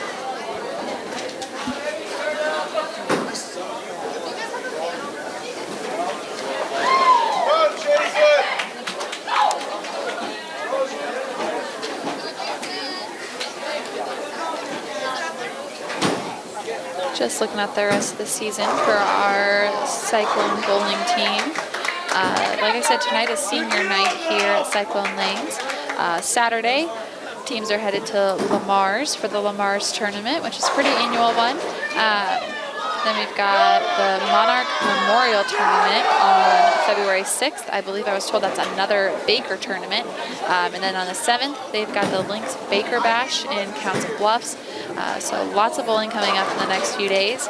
Then they've also got the LC St. Albert Triangular on February 11th. That will conclude their regular season. Postseason starts on February 14th at the Hawkeye 10 in Council Bluffs. The following week, we've got the Girls State Qualifier on February 17th and the Boys State Qualifier on February 18th. So they're going to be tired with all the bowling they're going to be doing. But hoping to finish out the rest of the regular season strong and be prepared for all that postseason brings.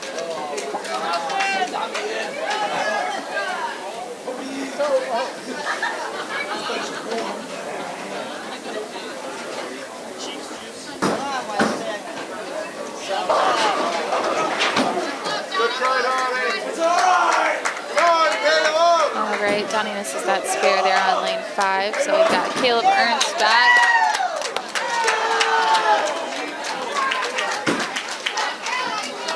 I'm sure he's looking to double up again after another strike in the 5th that he had. Shot looked good off his hand, came in a little bit high, leaving the 4.67.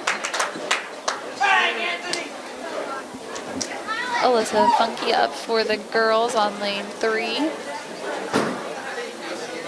And she is going to get all 10 of them down.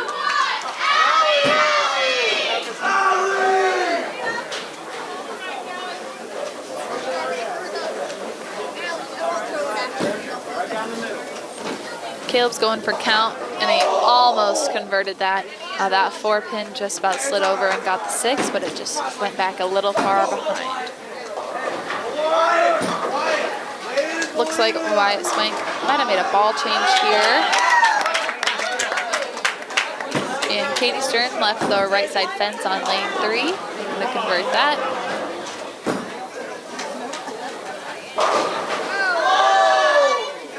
Much better shot for Wyatt to start off that 6th frame for him, leaving the 6-pin there.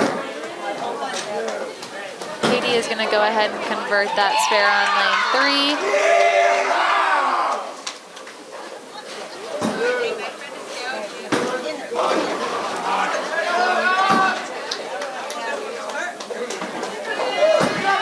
And Wyatt's going to grab that 6-pin there on lane 5.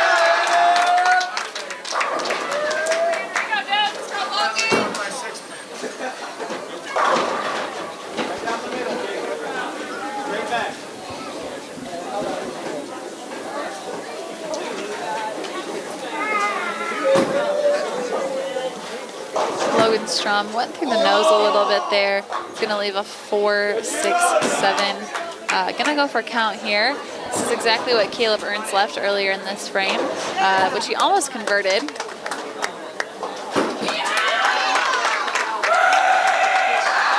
Andrea picks up her spare there on lane 3, so now we're back to Ivy Stevens. Logan's going to grab almost all three. Looks exactly like Caleb's shot did. That 4-pin just slid right behind the 6-pin and unfortunately just didn't knock it down.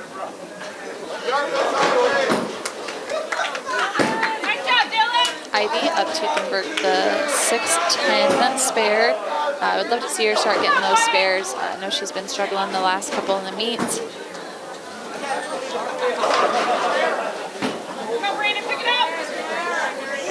Ball looks good. She's going to get it.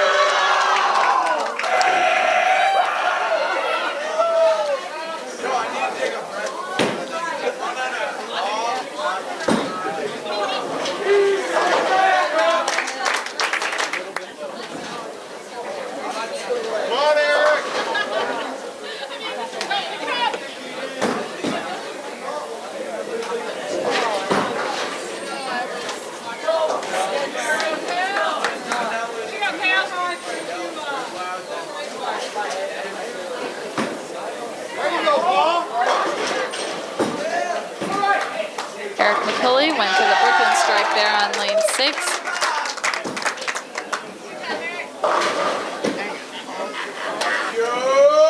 Jason McDaniel looking to do the same. And we're back to the starting lineup for the girls with McKenna Erickson on lane 4, going into the 5th frame for our varsity girls.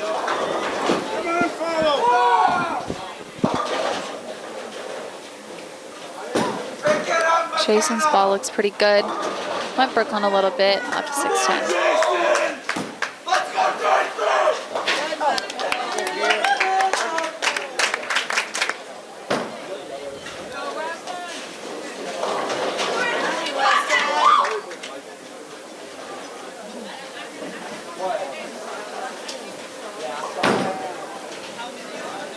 Kenna Erickson able to convert that 3-5-6 there. And Jason McDaniel is going to get that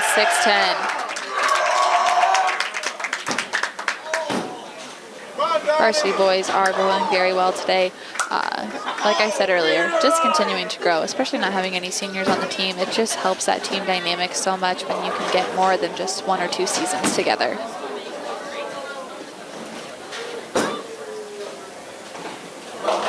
Donnie Smith comes up a little bit light, leaves a 1-2-8. You're gonna move that strike shot in just a little bit to make sure that you can get that 2-8 out of there and not just the 2-8. Eden Raymond up on lane 4. Unfortunately didn't get any count on that first ball, looking to redeem herself with that second shot. And Donnie Smith just pulled that completely over his body, went right into the left gutter, just about halfway down the lane.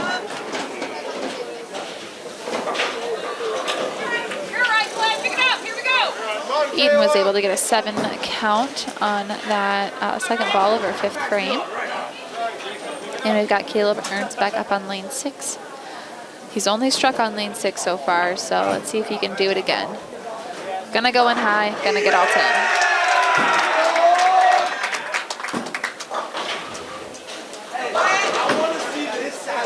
I know Wyatt Swank is hungry to do just that again. Made a ball change the last frame.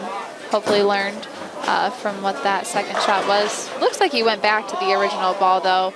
I thought he was throwing another ball, but looks like he went back to what he had in frame 5.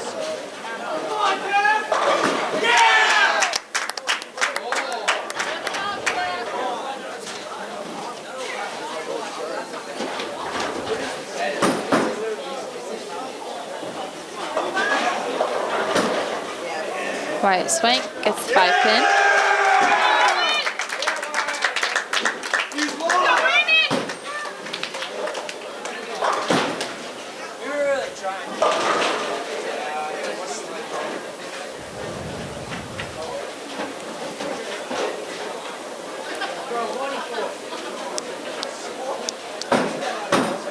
Logan Strom's ball is a little bit outside, doesn't come up as much as he would like.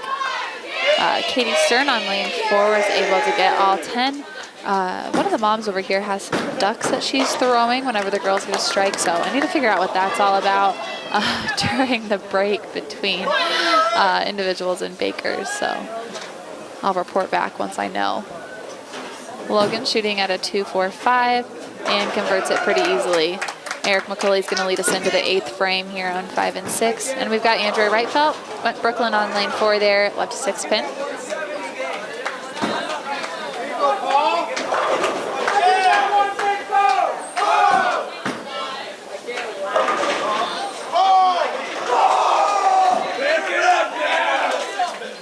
Eric McCulley has a pretty good shot there on lane 5 and still leaves a 6 pin.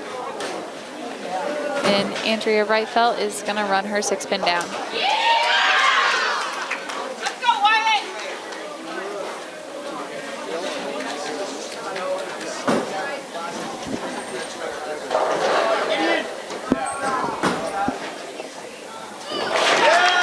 Eric runs that 6 pin down.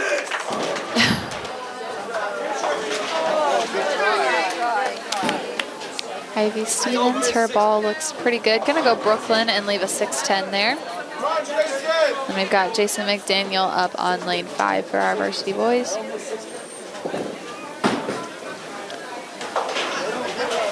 Our JV boys over on lane 7 and 8 are just about finishing up their second game. Jason McDaniel with a nice strike for the Cyclone boys. And Ivy Stevens, unfortunately, is going to miss that 6-10 on lane 4. Back to Donnie Smith, struggling a little bit this game. Only a few fills. Hope he can follow in Jason's footsteps with a strike now. Ball just isn't going to come up. He's going to leave that 1-2-8 again. I know that's not the first time he's left that today.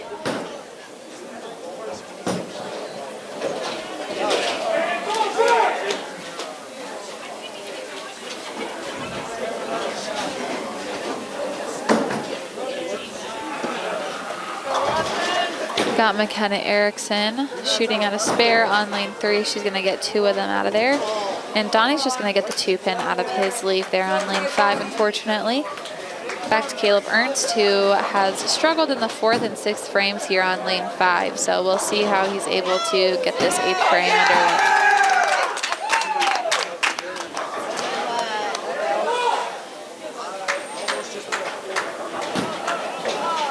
Gonna go Brooklyn and leave a 3-9. One of his more doable spares he's left on lane 5, so we'll see if he's able to convert this one.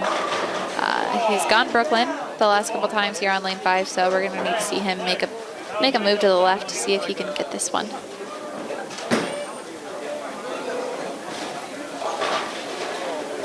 Can be kind of tough when you've got that sleeper, so we'll see how he's able to adjust.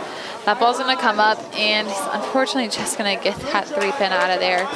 You can tell he's frustrated with his performance on lane 5.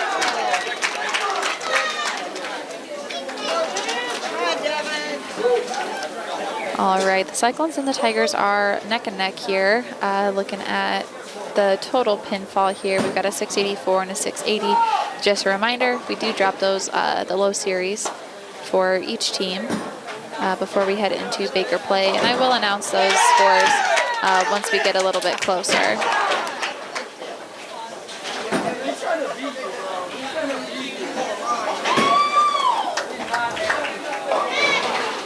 Got Devin Taylor for the Red Oak Tigers. He's having a really good game here. Great ball rotation from him on both games so far. Definitely found his spot. He's on a double in the 8th frame for the Tigers. Hasn't had an open yet this game. Wyatt Swank able to convert his 7-count 3-pin leave on 5, and now we're back to Logan Strom. Tigers are getting in the groove here for our varsity boys, so we're going to need some energy from our Cyclones here if they want to keep up with that. Logan Strom's going to leave a 3-10 there on lane 5. We've got Katie Stern, who just struck for the Cyclones on lane 3. And that's a double for her, and she just got a duck from one of the moms.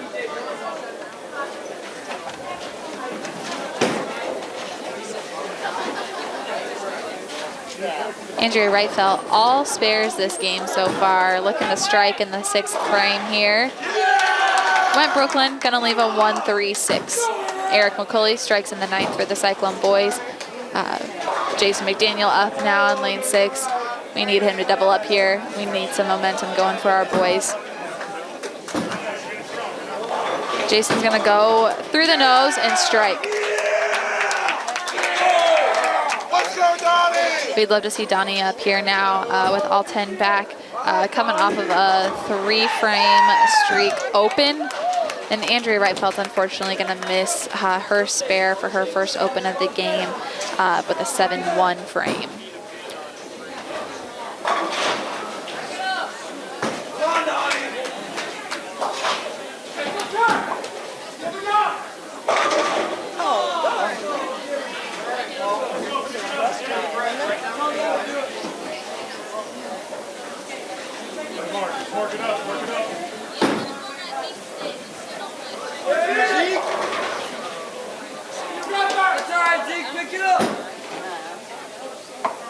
Donnie's going to run that spare down.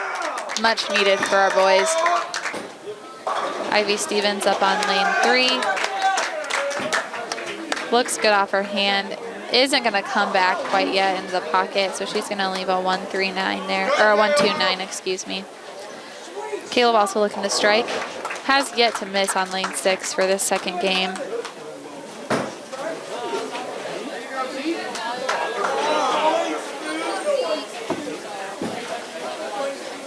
Fell out of his pose there a little bit. Still strikes. Since he's going to be finishing the game on lane 5 there, hopefully he's able to make an adjustment, as he hasn't struck on lane 5 since the 2nd frame, I believe. So going to need to figure something out to make sure he finishes this game strong. Wyatt Swank's going to go through the nose on lane 6 there for the Cyclones and leave a 6-7.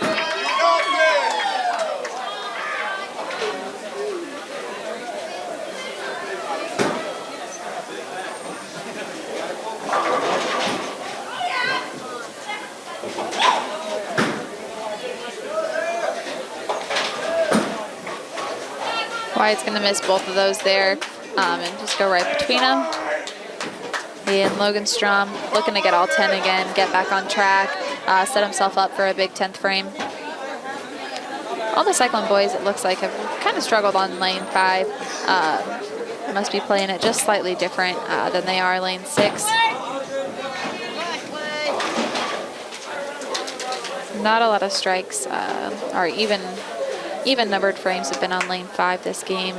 If you can see the scoreboards on your TVs, you can tell it's been a little bit of a struggle. A few strikes on the 2nd frame on lane 2, but overall just kind of struggling there.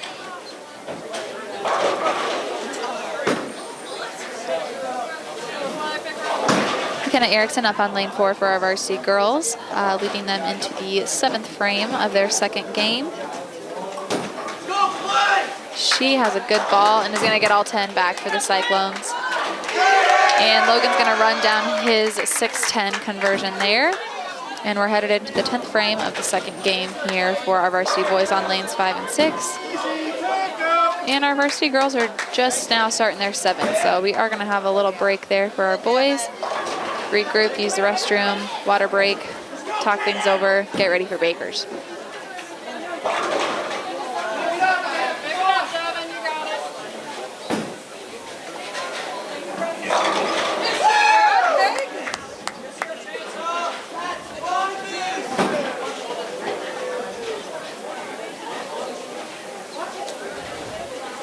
Eden Raymond's ball is coming right back on lane 4.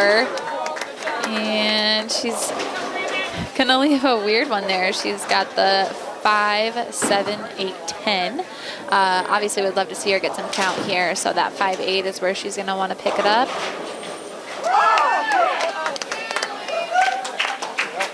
Pins are falling for the Red Oak Tigers today, so we'll see how our boys are able to compete. We did lose some pins there as the Tigers are striking.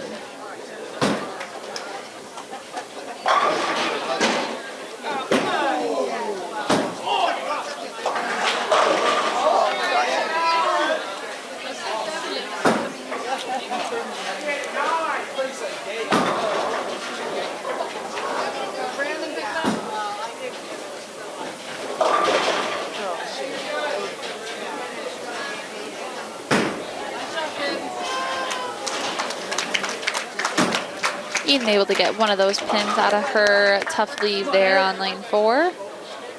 And Eric McCauley is going to get us started in the 10th frame for our boys here on lane 5. He's already beat his first game, had a 124 his last game, already sitting at a 134 with no additional count on that strike in the 9th yet. Again, if you're not too familiar with bowling, typical score is going to be a strike, counts as 10 plus the next 2 balls. So if you get 3 strikes in a row, that first frame's already going to have 30 in it right there. Eric's able to double up there to start off the 10th frame. And then a spare is going to be 10 plus the next ball. So if you get a 9 spare, you're sitting at 10. You get a 4 count. The next frame, you're sitting at 14 in that first frame. So just a little information for you. So strike is the next 10 plus the next 2 balls, and a spare is 10 plus the next ball. Got that ball stuck on lane 6 again.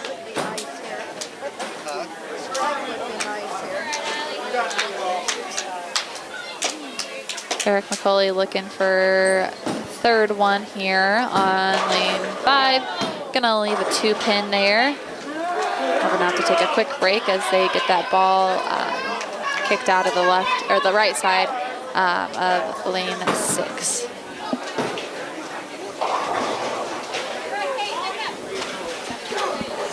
Katie Stern leaving a 3 pin on lane 4 for your Cyclone girls. My dad is making a quick appearance on lane 6 there to get that ball out of there.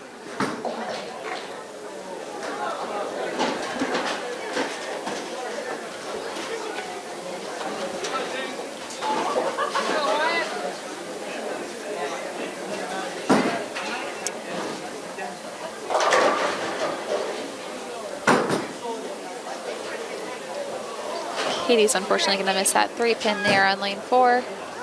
Sitting at a 104 in the 7th frame though, which is pretty good. Eric McCauley barely picked that up. He's going to finish with a 173 for our Cyclones. Oh my God. I said I like my jeans skinny.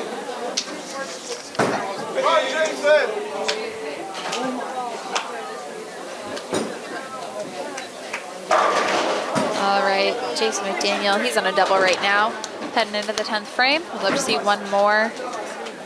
Andrew Rightfeld's going to go Brooklyn on lane 4 and leave a 5 pin. And Jason's ball is going to go through the nose a little bit. He's safe though, that 10 pin fell, so he's just got a 3 pin there. Still sitting in a really good spot. He's got a 148 in the 8th, strike in the 9th, so 158 there. And then 9 pins on that first count, so a 157. He picks this up, 158. And he's going to do just that.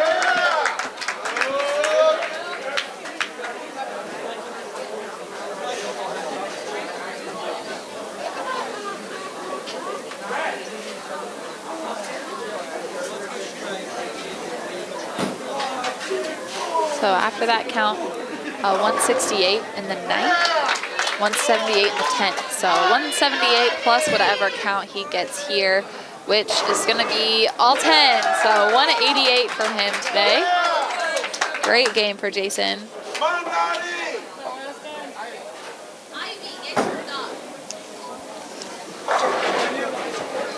And he beat his season high by 3 pins. Previously a 185, now sitting at a 188 for high game for the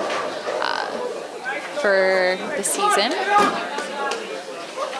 Donnie had a pretty good ball there to start off his 10th frame. Left a 5 pin, sitting at a 113 in the 9th, plus whatever we can get for pins in the 10th frame for him. I'll let the girls get kind of through their 8th frame here, focus on the boys as they finish up. Donnie misses that 5 pin, and he's going to finish with a 122 for our boys. Stayed consistent. He had a 123 the last game.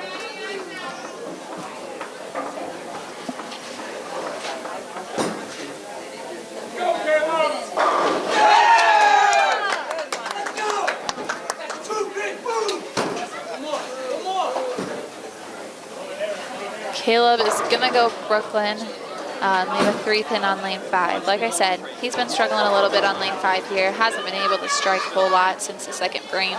That was his last fill on lane 5, which I can relate. I did something very similar last week in league. So always tough when you can figure out one lane and not the other. Sometimes, you know, they're a pair, but they play very differently, and you have to adjust, and sometimes it's harder than others.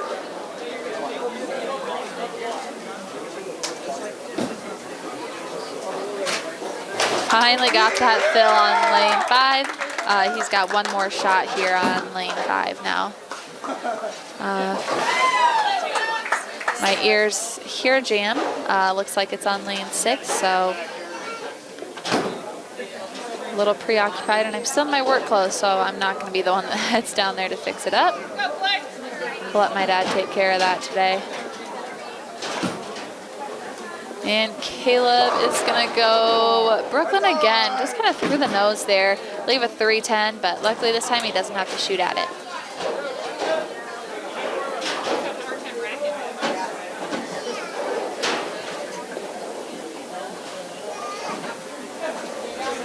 Wyatt Swank up for the Cyclones on lane 5, and that jam on 6 sounds pretty nasty.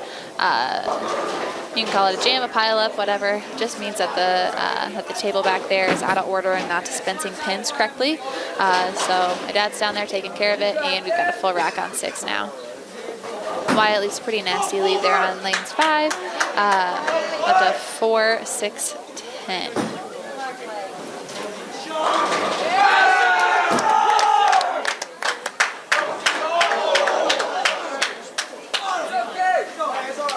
Wyatt grabs a 2 count out of there and finishes with a 136.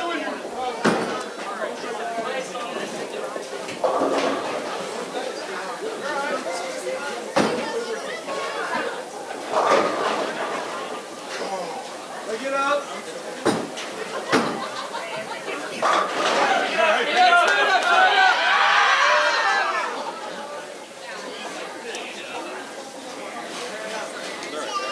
Logan looking to run down a 5-pin here on lane 5. If so, he'll be sitting at a 156 with one more ball. Highest he can get now is a 166 if he gets all 10 here.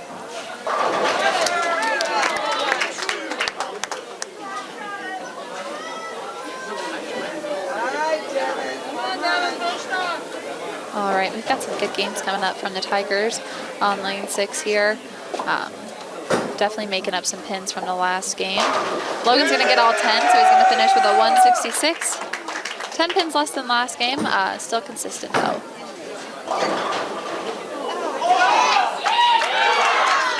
Katie runs down her single pin spare there on lane 3 for the Cyclone girls. They're looking to finish up frame 8 here. 2 more frames. Our JV boys are also done, so they're just kind of hanging out, taking a break over there. And our varsity boys will be doing the same here momentarily after the Tigers finish up their second game. Andrea Wrightfeld gets all 10 back on lane 3 for our varsity girls, and Ivy Stevens is now up.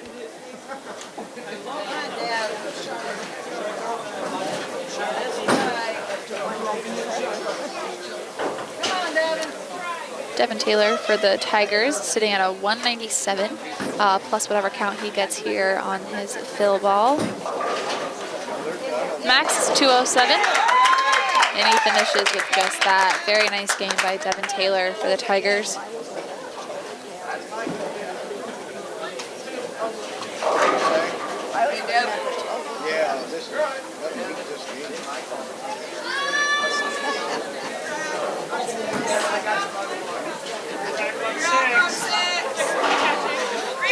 Re-rack on 6. Get him.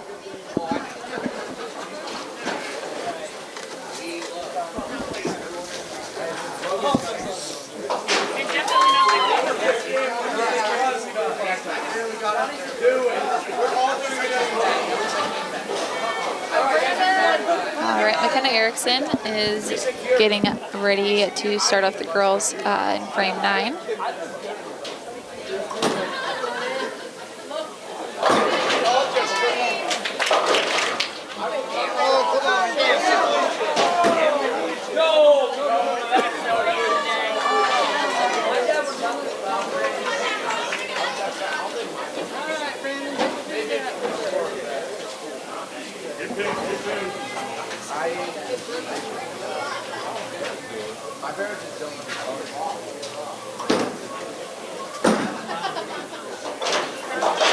McKenna able to convert that 5-pin.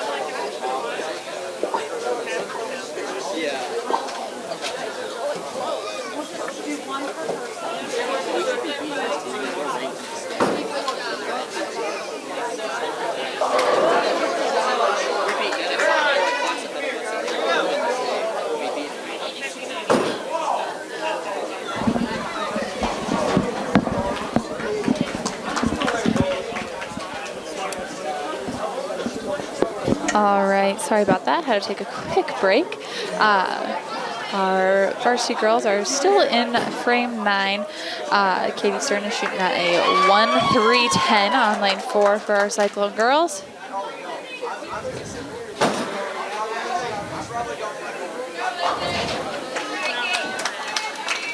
Able to get the count out of there.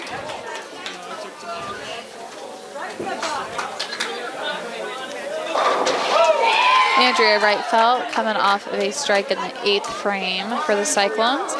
Looking to double up here in the 9th frame, set her up big for the 10th frame. And McKenna Erickson's going to get the 10th frame going on lane 3. Andrea's going to go Brooklyn and leave a 9-pin.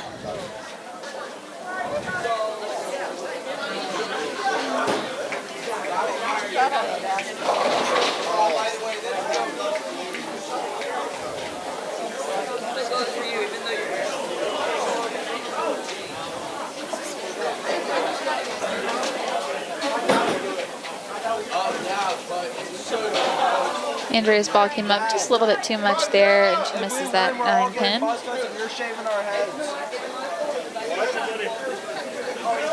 that on me. They're doing the buzz cut. I'll put that on me. Kenna Erickson gets her spare to set her up in the 10th frame for an extra fill ball. Ivy Stevens for a shot of her 9th frame. Gonna go Brooklyn and get all 10. I know she wanted that. She's ready. She's ready to go into Baker, I think.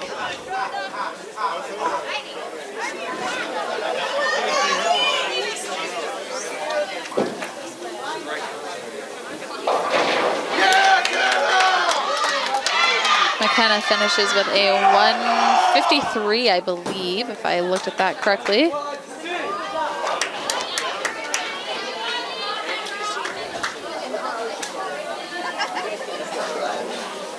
Gotta keep that energy up.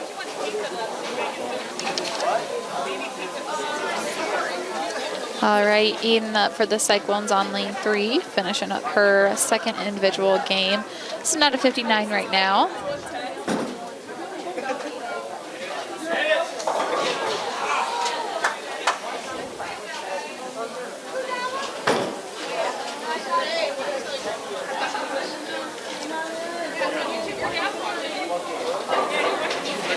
All right, Eden had a great 8 count there, but unfortunately is going to leave a 5-7. Not a fun one to convert, but much easier than some that you do see.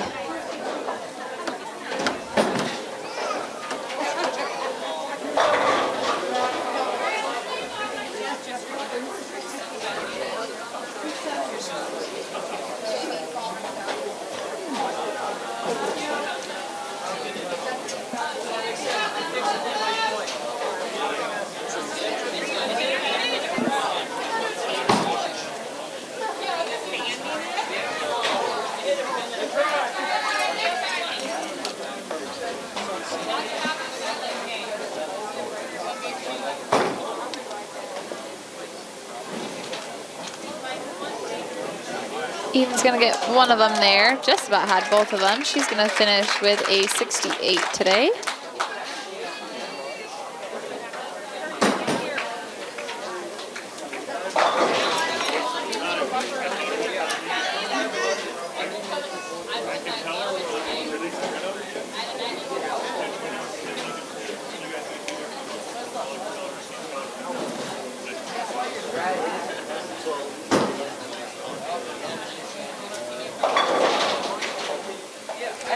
Alice Funky starts off the 10th frame with a 8 count.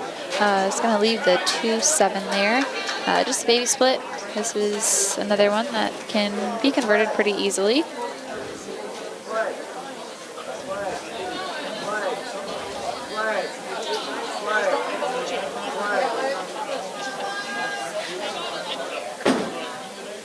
She is going to get both of them there for the Cyclones. Sitting at a 108 right now, plus whatever count she gets on this fill ball in the 10th frame.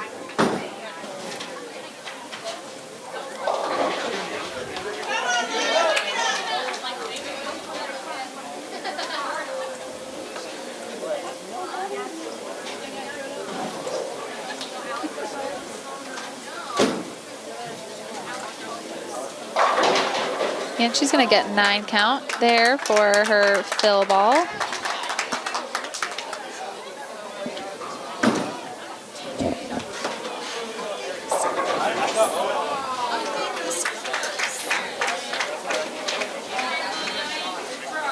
All right, and Alyssa finished with a 117 for the Cyclones.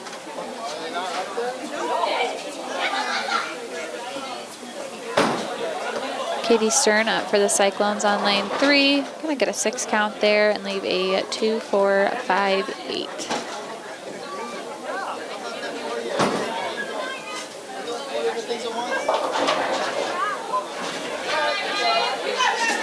Kitty sitting at a 130 right now, plus her 6 count, so we'll see how she's able to finish this game out.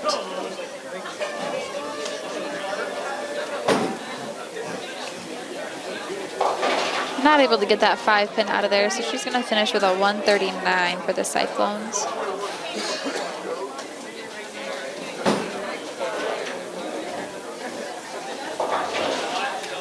Adrienne Wright-Felt up now. Sitting at a 137, unfortunately was not able to fill in the 9th frame, so we'll see what she's able to do in the 10th frame. Gonna go Brooklyn and still missed the head pin there. Might have pulled that across her body just a little bit, so she's gonna be looking at a 136 pickup. Again, just a regular pocket shot. We'll be able to convert this one for her.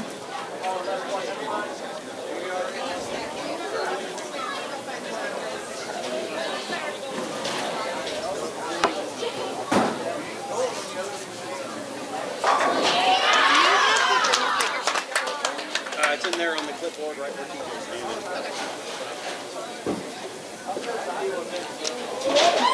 Andrea was able to pick that one up, so she's sitting at a 147 right now, plus whatever count she gets now on her fill ball.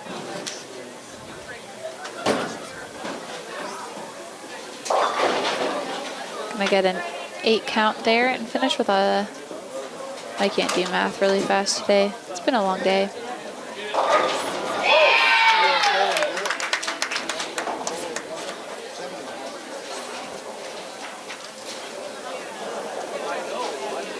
Andrea finished with a 155. Ivy's going to get an 8 count there on her first ball.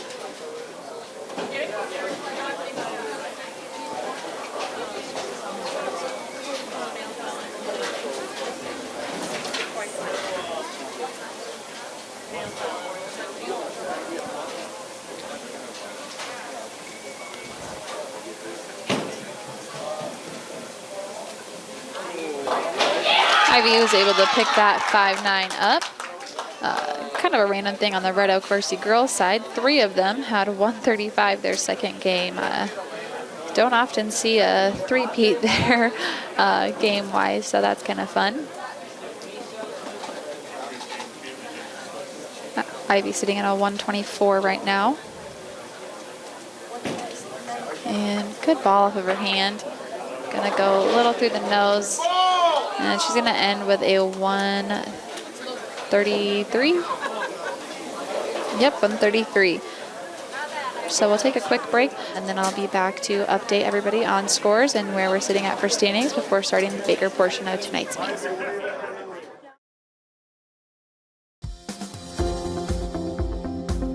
At United Bank of Iowa, the difference is here. Conveniently located at the corner of Highway 59 and Pine Street in Harlan, you'll always find a smiling face to greet you and help you with all your banking needs. We offer competitive rates on deposits and loans, and the latest in technology with our online and mobile products. Come and find out for yourself why the difference is here at United Bank of Iowa. Member FDIC.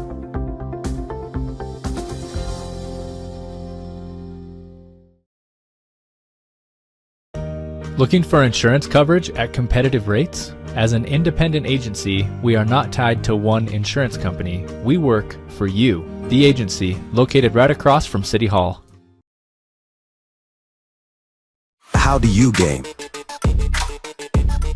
Do you shoot your shot? Do you go for the goal? Or throw the high cheese? Whatever you do, our goal at Murtu Physical Therapy is to keep you in the game. Murtu Physical Therapy. Game on. At Polly Jones Funeral Home, compassion is our foundation. As a proud family-owned and operated business, we understand that during times of loss, empathy and understanding make all the difference. Our dedicated professionals, rooted in family values, are here to answer your calls and address your questions and concerns. With 3 locations in Harlan, Avoca, and Denison, we're available whenever and wherever you need us to provide customized services for every family we serve. Polly Jones Funeral Home, proudly serving our communities for over 90 years. Cyclone Seed and Chemical is your one-stop shop for all your agronomy inputs. Whether it's seeds, chemicals, fertilizers, or custom application, the staff at Cyclone Seed will work hard for your business. When you work with Cyclone Seed and Chemical, you'll have to build a bigger bin. Listen to 105.3 KNOD. KNOD covers local, state, and world news. KNOD covers your favorite local high school sports, the Iowa Hawkeyes and the Chicago Cubs. KNOD covers Brownfield Ag News programs. KNOD plays the hits you want to hear from the 60s, 70s, 80s, and 90s. KNOD has great advertising rates for your business. Call 800-876-KNOD for more info. 105.3 KNOD. At Keast Auto Center, it's our mission to be the automotive home of Ford, Chevy, and GMC drivers in Southwest Iowa. Conveniently located just off Highway 59 in Harlan, we provide a vast selection of new and used vehicles, exceptional car care, and always deliver customer service with a smile. As your hometown auto dealer, we strive to make every transaction an easy one. Call or stop by today to get in touch with a member of our team and let us know how we can serve you today. Keast Auto Center, proudly serving Southwest Iowa for over 31 years. Cyclone Lanes in Harlan is your total family fun entertainment center. Known for our homemade buttercrust pizza, we also offer great burgers and a variety of other sandwiches and sides, all available to eat in or carry out.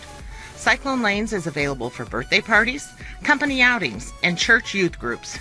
Laser bowling starts on Friday and Saturday evenings at 8 p.m. We invite you to come enjoy some fun family entertainment and great food at Cyclone Lanes in Harlan. If you grill it, he will come.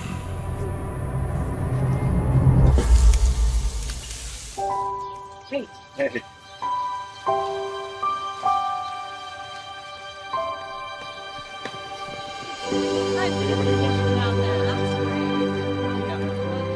Is this heaven? Nope. It's fairway.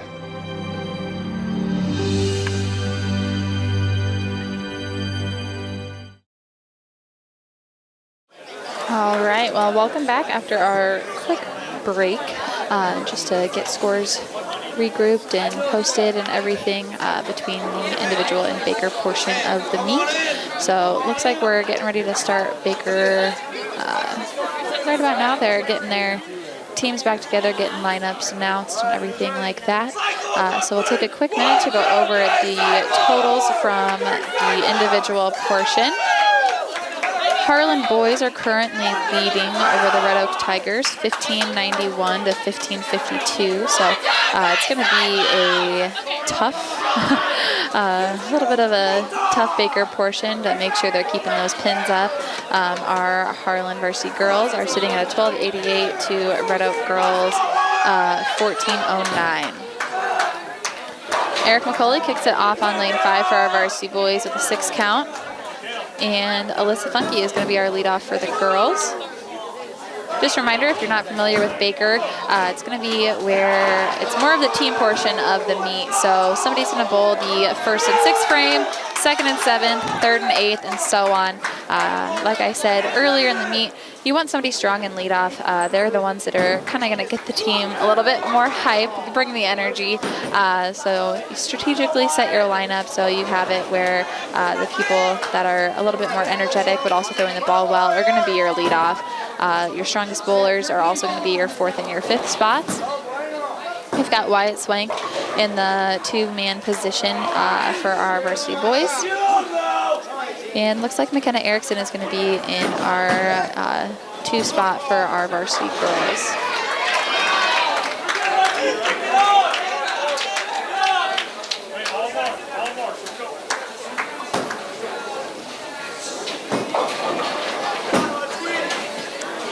Wyatt Swank's going to miss his spare there in the 2nd frame for our boys. So Jason McDaniel, we're going to need some big pins put up from him to start off this 3rd frame. McKenna Erickson left a split there for the girls. And Jason's going to put all 10 back, which is just what we needed. Looks like we've got Caleb Ernst in the 4 spot for our boys. Ivy Stevens is going to be in the 3 spot for our varsity girls on lane 3.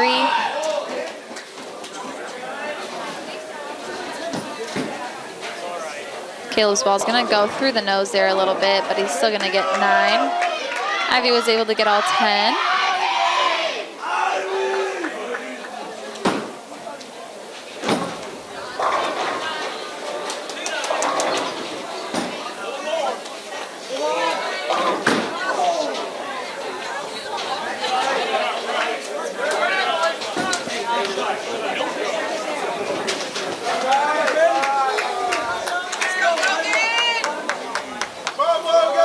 Logan's not able to convert that single pin spare, so now we've got Logan Strom up in the 5-man spot for our varsity boys.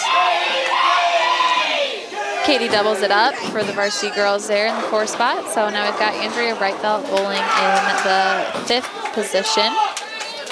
Logan Strom's going to go a little bit high on that strike there and lead a 6-10.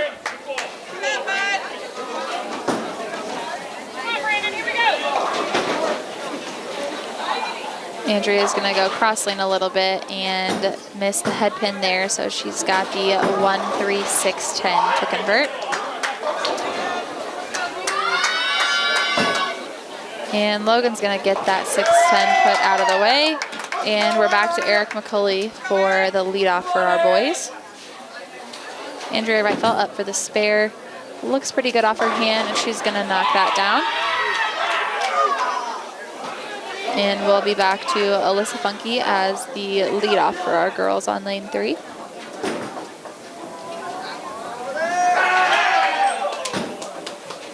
Shot off the hand for Eric is going to go cross lane and leave a 6'10" once again.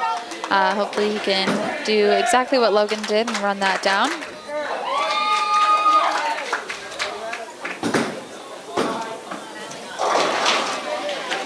Alyssa Funky had a pretty good first ball on lane 3, just leaving the 1-2 there.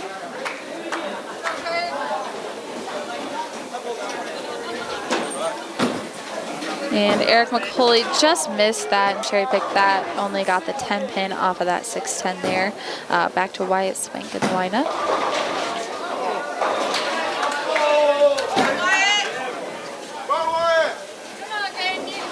Alyssa Funky is going to miss both pins on her spare in the 6th frame, and we'll be back to McKenna Erickson. Wyatt's going to go right in the pocket and get all 10.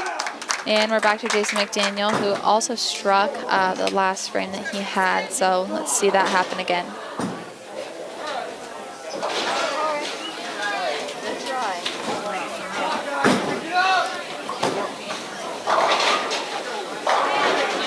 McKenna Erickson with an 8 count on lane 3 for the Cyclones. And Jason McDaniel pulled that a little crossbody on lane 5 there and only chopped off 3 in the back. This looks like he just got the 4, 7, 8 there.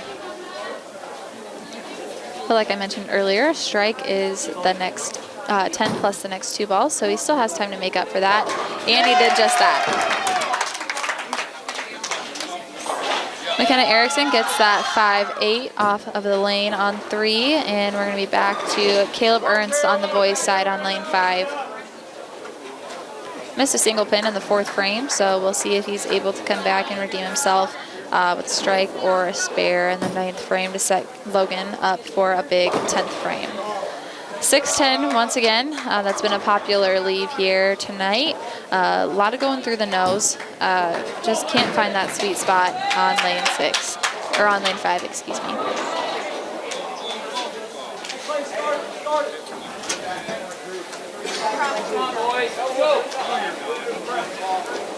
Looks like the table got stuck there on lane 4 midway through putting the pins back on the lane. Usually means that a pin somehow got in the table, so Joe's gonna have to turn the lane off and dig that out really fast. Caleb also was only able to get 1 pin there on lane, or on frame 9, so we'll see what Logan's able to do here.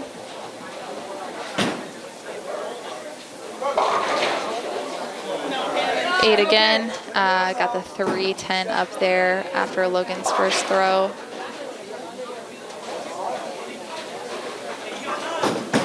Doesn't look like my dad was quite able to get the table to come back down on 4. Not sure what happened there. So girls are going to be taking a quick break there on lane 4. Logan only got the 10 pin out of there, so our boys are going to finish with a 128 for their first game.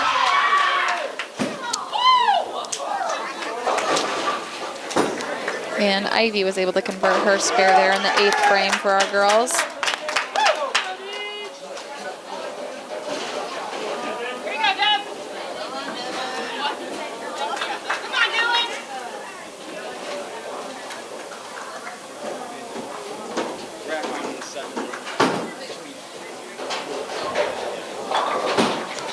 All right. Katie Stern up on lane 3, got a 7 count there for the Cyclones.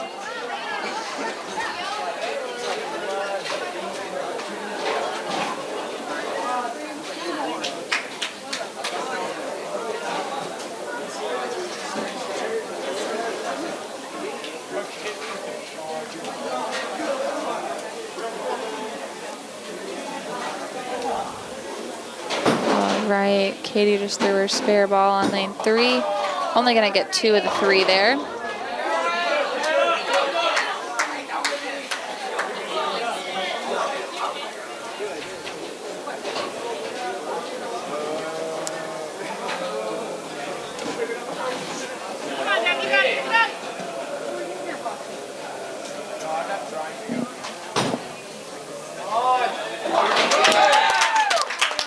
Andrew Wright-Felt up on lane 3 for the girls. Gonna get all 10, and that was kind of a messy strike, but we'll always take all 10 when we can.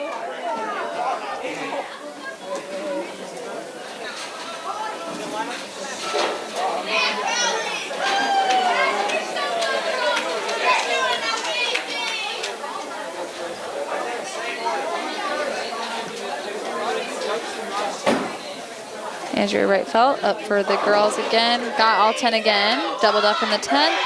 Has the opportunity to get one more.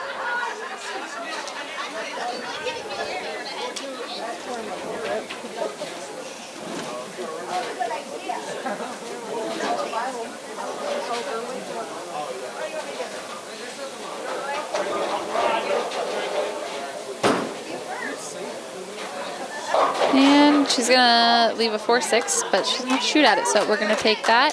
The girls are gonna finish with a 159 for their first game at Baker.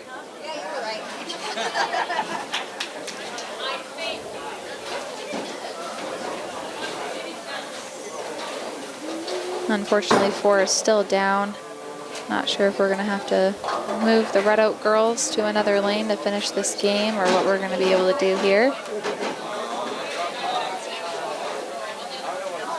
Varsity boys are going to get underway with their second game in Baker.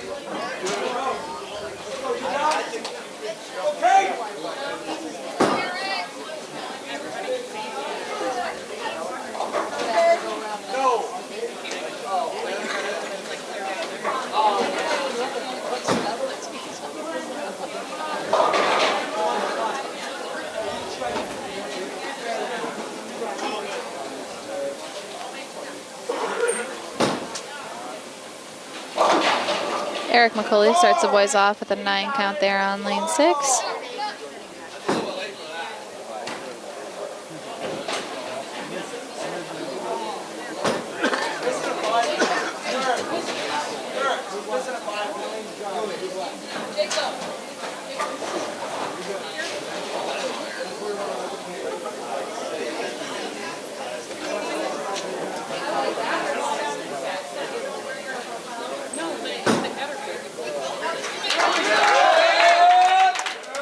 Eric McCulley able to run down that spare there on lane 6, so we've got Wyatt Swank up in the 2 spot again.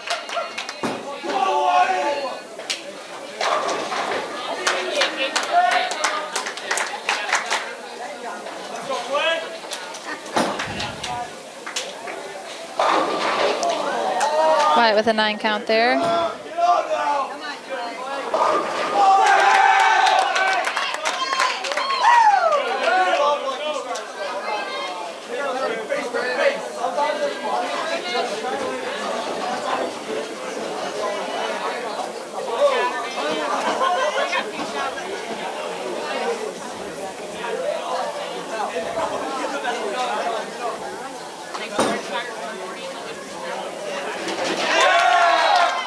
Wyatt Swank able to run down that 4-pin there on lane 6 for the boys.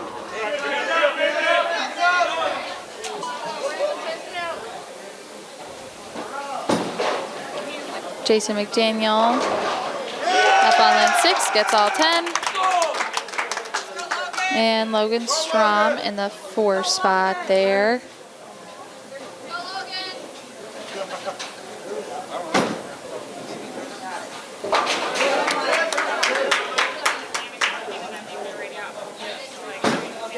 Logan's ball looks good. Gonna get all 10 there.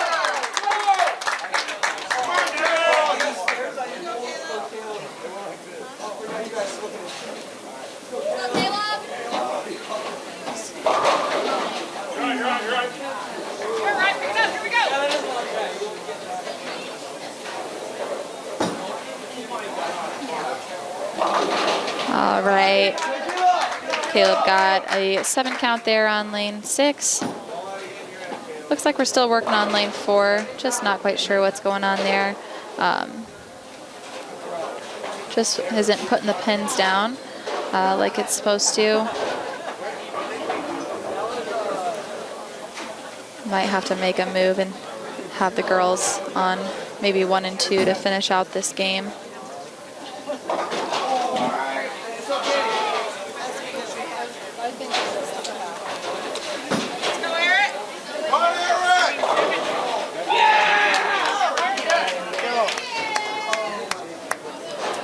Looks like Joe just said we're going to have to move our varsity girls over to lanes 1 and 2 to finish out the day.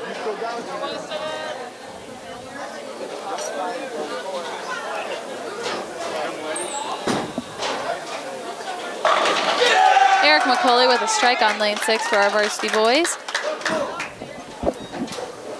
Does the camera get 1 and 2 as well? Our girls are going to have to move. Okay.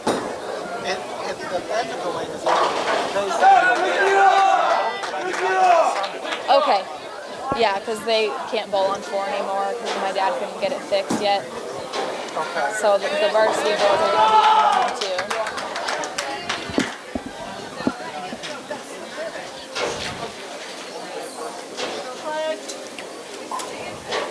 All right, White Swank up for the spare on 6. Gonna run that down.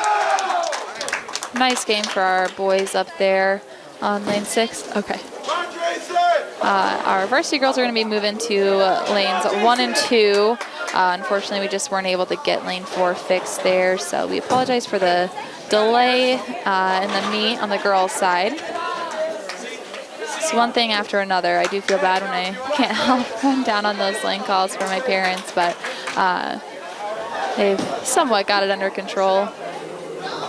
Sometimes it just feels, with lane problems, when it rains, it pours. So we'll continue up with the varsity girls on lanes 1 and 2. Red Oak still needs to finish their first varsity game for the Bakers portion. Jason McDaniel with the spare coverage and Logan Strom up for the 9th frame for the Cyclones.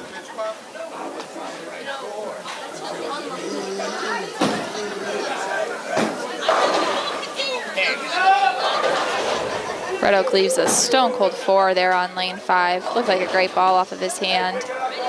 Logan Strom's going to leave the 2-5-7 there on lane 6.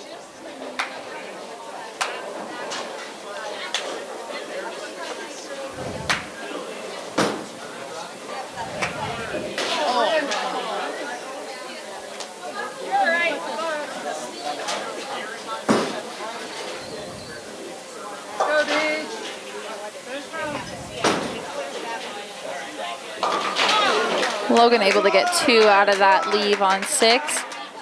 Still a good game going for the Cyclones. Would be huge for Caleb to get at least the first one here in the 10th frame. Lane 6 has been his strong lane. Just struck on that during individual games, especially during the second game. I don't think he missed on lane 6.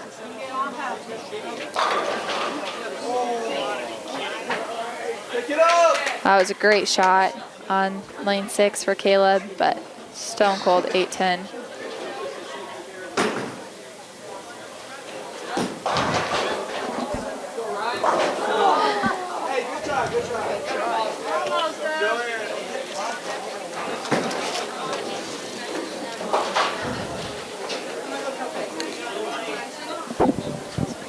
Caleb, yell at Jake before he comes back.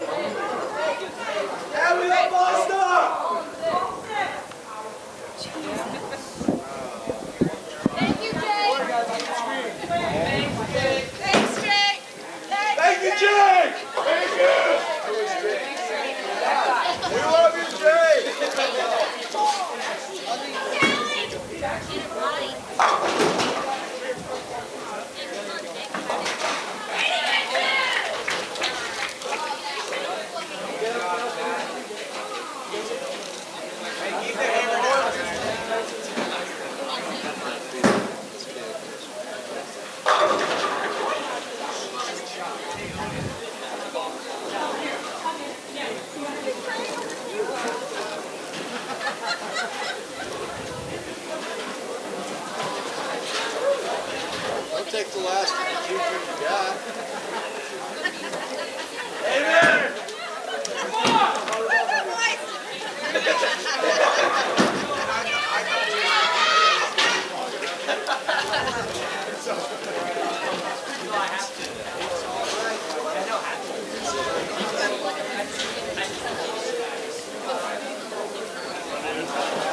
All right, we've got Jake Dotzler back there on lane 6, working on getting the balls back. Not quite sure What's taking them so long?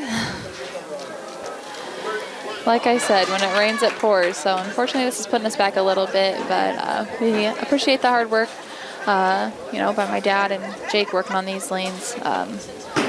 It's always tough, but it always seems to all happen at once. During these meets, one thing goes wrong, it tends to just keep happening, unfortunately.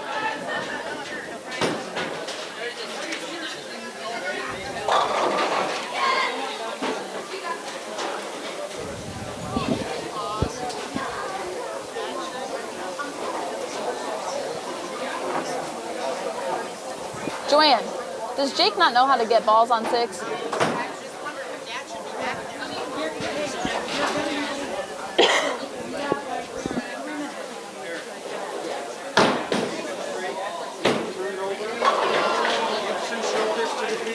All right, Red Oak Varsity girls in their 9th frame for their first game.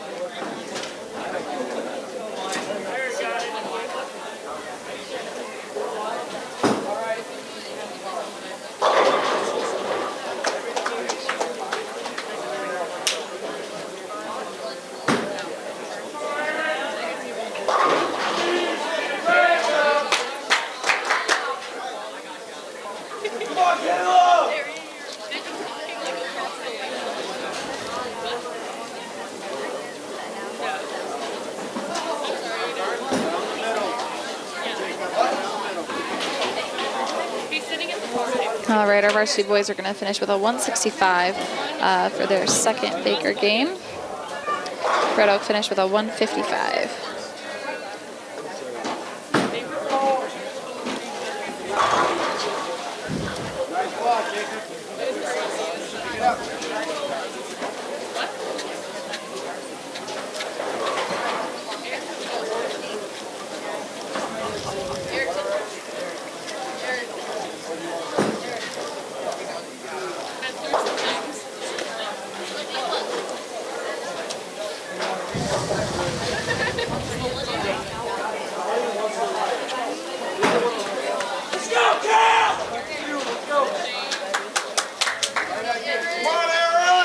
Eric McCulley up for the boys going into their third Baker game here on lane 5.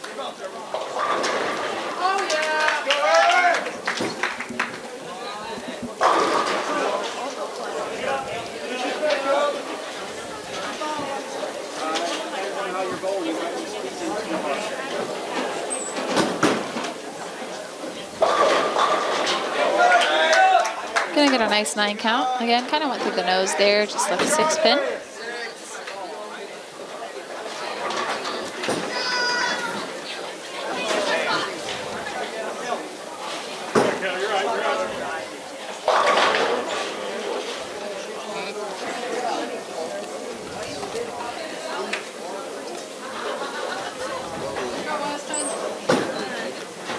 Eric able to run down that 6 pin there. And it'll be back to Wyatt Swank. Not too much of a lineup change here.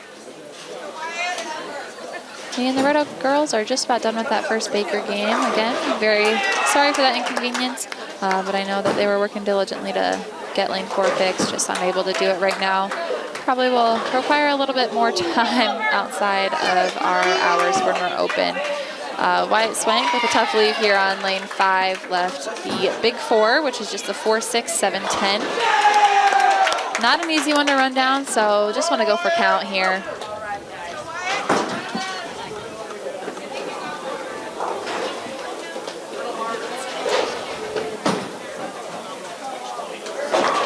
And Wyatt's not able to get any of those there, so it'll be Caleb in the 3 spot now.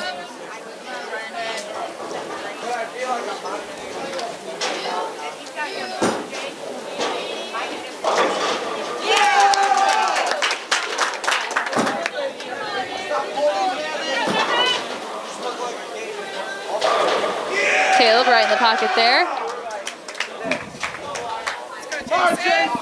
Joanne, did you not put 7 back in time? Did you not put 7 back in time?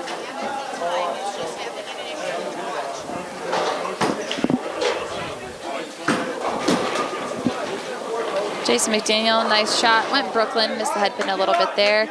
Just has the 1-3-6 to run down on his second ball. Harlan varsity girls and the Red Oak varsity girls have started their second game now. Tough lead by Red Oak there on lane 1. They've got a 3-7-8-10. Kind of a weird one there. Jason looks like he's going to run down that count there on lane 5. And then we've got Logan Strom back. Logan Strom back in the 5-man spot.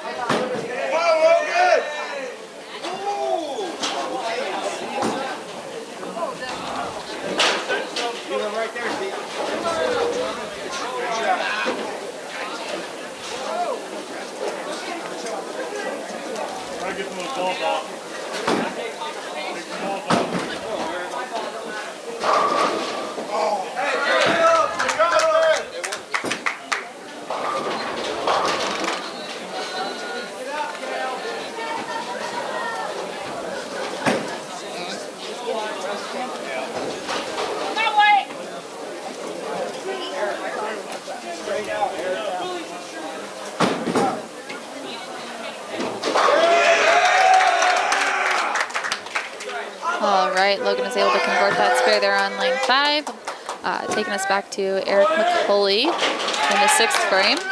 Eden Raymond up on lane 2 for our varsity girls. Fortunately, she's not able to keep that one on the lane. That'll take us to Katie Stern, who is going to be bowling in the 3rd frame.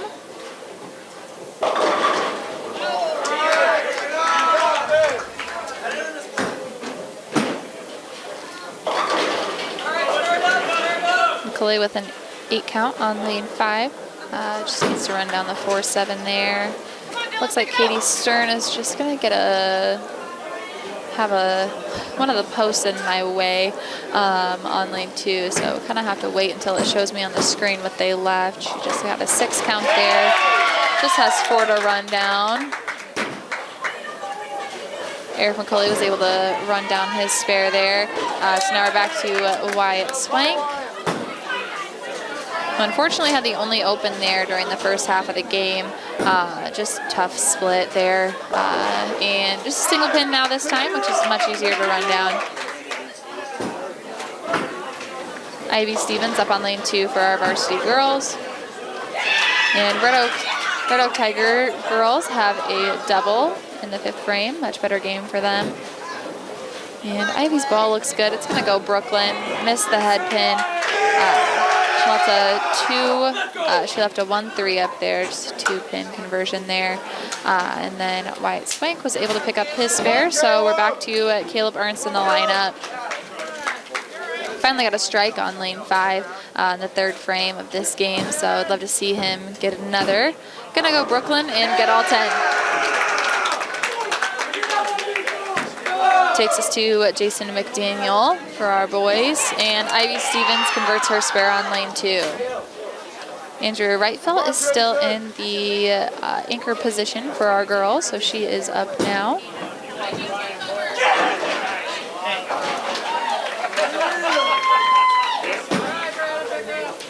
Jason McDaniel is going to go Brooklyn and get all 10. All right, Logan Strom set up for success in this 10th frame. Getting the first one would just be huge. Those 30 pins would make a world of difference in this game right now for our boys. Much needed. Red Oak had a turkey early in the game, which helped them tremendously. Logan's going to leave a wash out there in the 10th frame. The 1, 2, 4, 10. Again, this is very convertible. Just got to go Brooklyn on this shot for a righty, and either the 1 or the 2 is going to swing over there and grab the 10.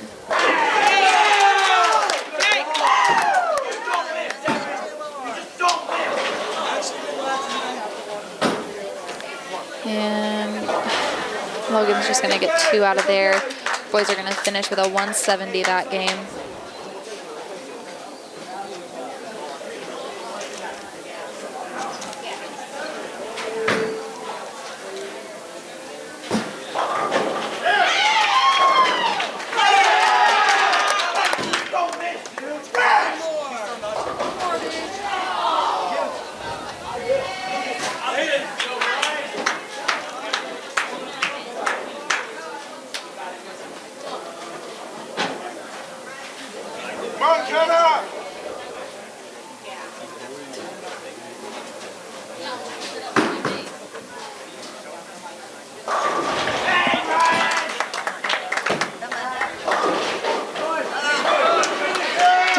Eden gets a strike for the Cyclones on lane 2 over there. And Red Oak is going to finish with a 182, I believe, if I looked at it correctly before. Or 191, excuse me. I don't know what I was looking at. Can't do math very well, sorry.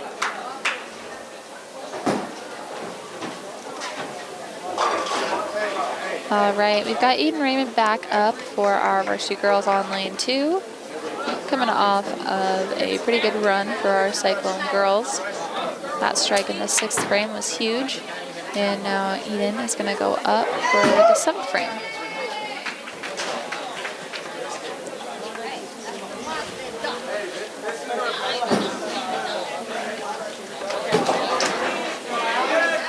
Looks like a good ball by Eden, hoping it hangs on.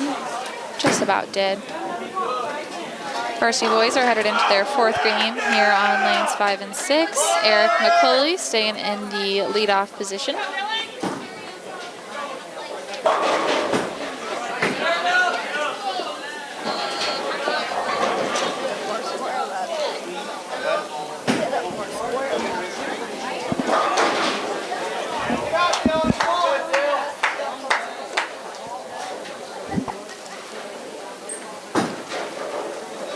Eric McCulley is going to go through the nose there and leave a 410.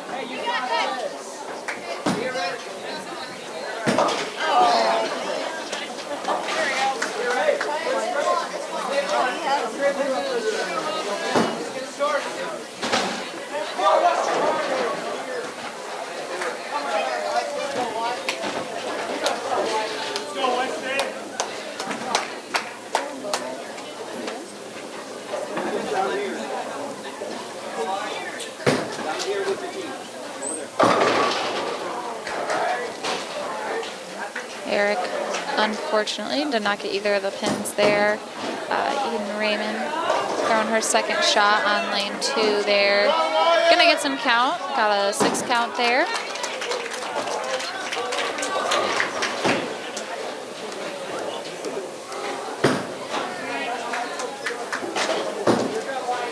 And Katie stirring up for our Cyclone girls on lane 2.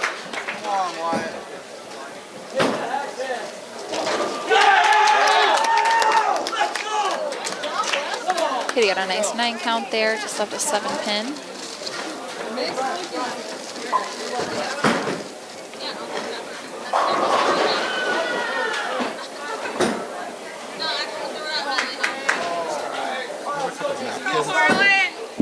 Oh, sorry.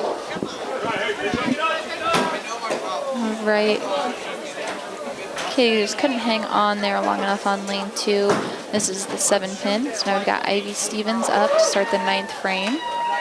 Jason McDaniel could really use all 10 here to get the boys going. And he does just that. Logan Strom in the 4 spot now. I'm assuming we've gone back to Caleb Ernst in the 5 spot, but we'll wait and see as I didn't get informed of any lineup change. Logan's gonna hang on and go Brooklyn. Just gonna leave that 3 pin there.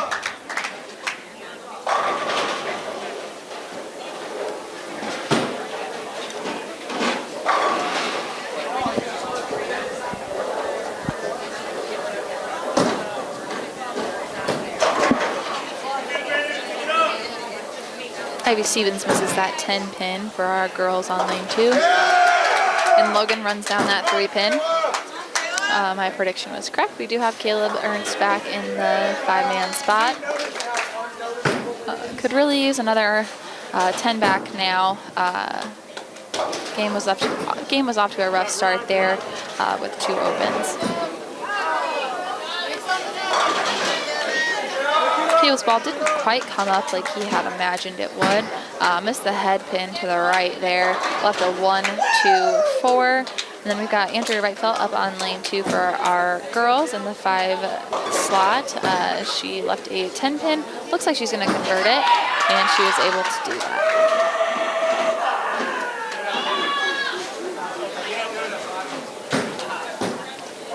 Much better second ball by Caleb there. Fortunately, just wasn't able to get that 4 pin out of there. Really going to need a big frame by Eric McCauley to get the Cyclones back on track here. Andrea Wrightfelt with the fill ball for our Cyclones. Finished with a 109 for the varsity girls there.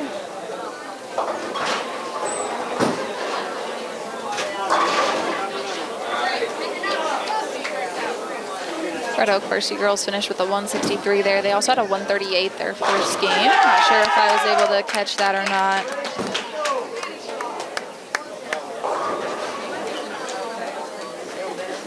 Eric McCauley left a 139 or a 129 there, excuse me. It's crucial for him to run this down. We need to keep these pins up if we want to beat the Red Oak Tigers here tonight.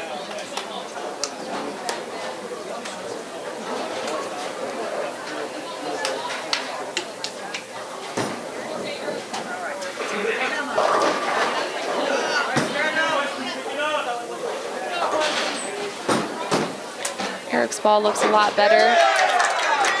He's able to convert that. All right, now we really need all 10 from Wyatt here in the 7th frame.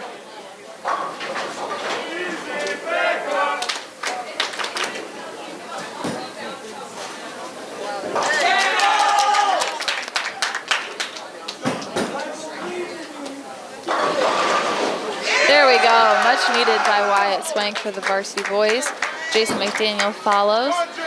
He was able to put all 10 back the last time, so it would be great to double up here. We've got McKenna Erickson up on lane 1 for our varsity girls. She's got a 6 count, her first frame. Looks like she's got the 1-2-7-9, I believe. Like I said, this angle is just not any better now that they're down on 1 and 2. Jason McDaniel with a tough lead there, left a 6-7.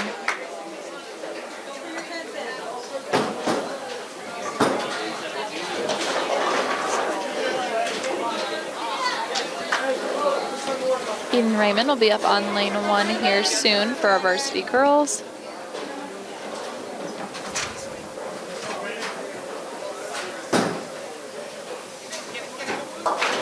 Jason McDaniel able to get 1 out of that split. And now we are back to Logan Strom in the lineup. Be great for him to set Caleb up here for a good 10th frame. Logan's gonna go Brooklyn and leave a 5-pin there.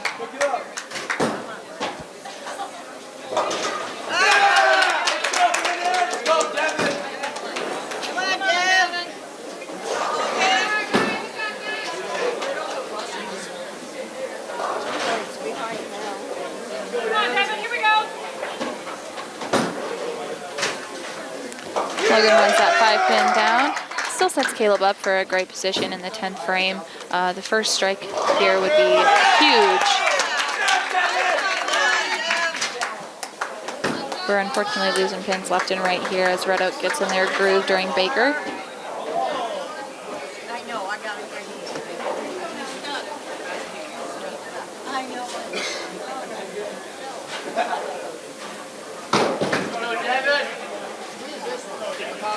Eden Raymond on lane 1, able to get a few pins for count there. And Caleb's ball's a little outside, isn't going to get to the head pin. Leaves a 1-2-7 there. A high strike shot would be able to take this out.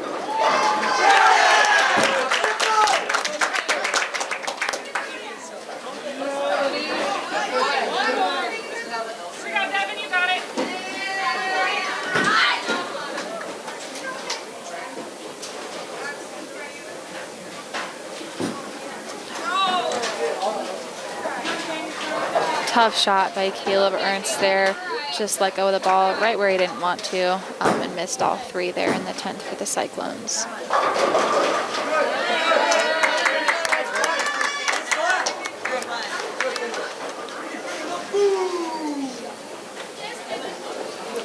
Only a 133 there for the Cyclones in that 4th game for our varsity boys. We've got Katie Stern up on lane 1 for our varsity girls. Gonna go Brooklyn, but she's gonna get all 10.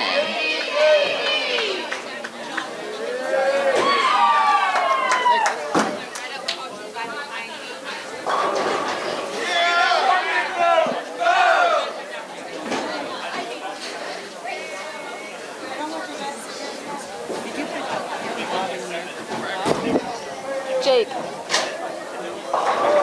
can you take this to Thomas and get me updated scores? I can't, Thomas Fritz in the bar. Yeah, I can't read that when it's up there for less than 5 seconds.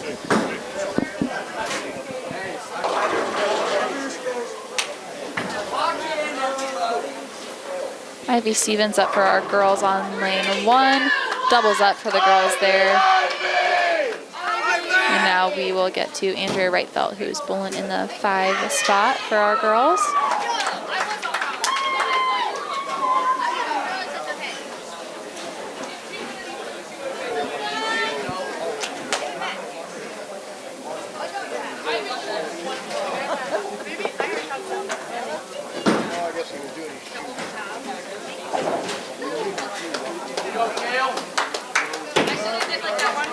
All right, our varsity boys here on lanes 5 and 6 are heading into their 5th and final game of Baker tonight. This is going to be a very big game. We unfortunately lost quite a few pins the last couple games for Baker, which might have taken us out of the lead for this meet.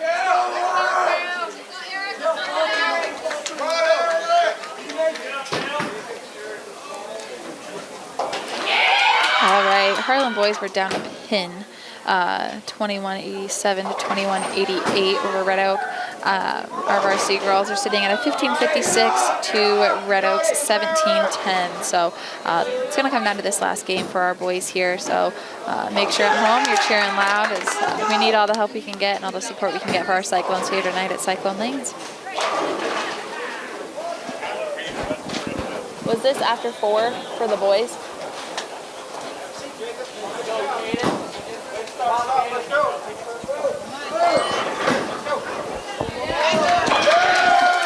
All right, Eric McCulley runs down that single pin spare there in the first frame. All right, with Red Oak's washout there, this would be huge for Wyatt to get all 10 back. Eden Raymond's going to be coming up on lane 1 for our varsity girls. Wyatt's ball's good, and he gets all 10 back, which is huge for the Cyclones right now. Jason McDaniel up on lane 5. Eden Raymond is heading up the approach.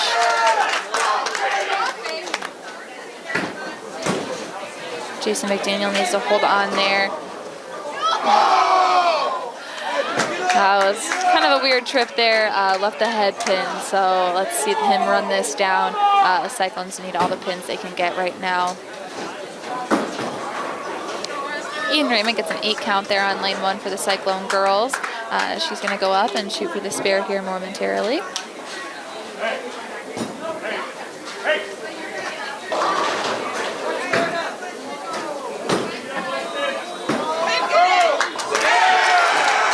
And Jason McDaniel was able to cover that head pin there. Caleb Ernst is back to the 4 spot on lane 5 here. All 10, huge right here. Katie Stern up for the girls on lane 1.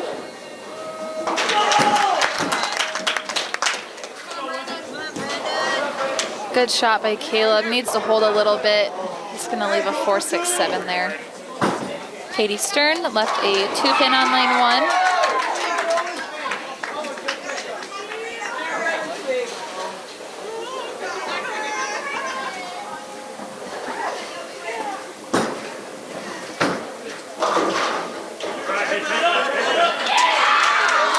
Katie was able to run down that single pin there on lane 2 for our girls.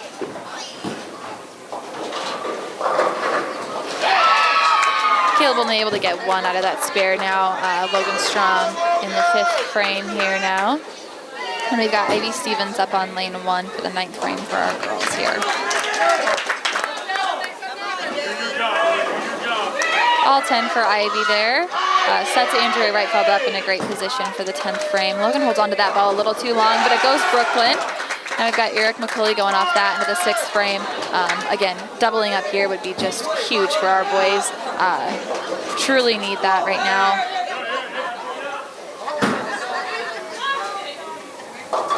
Andrea Wrightfeld throws her first ball in the 10th frame with the girls' 3rd game and gets all 10. Girls are on a double now, and she will finish up the 10th frame.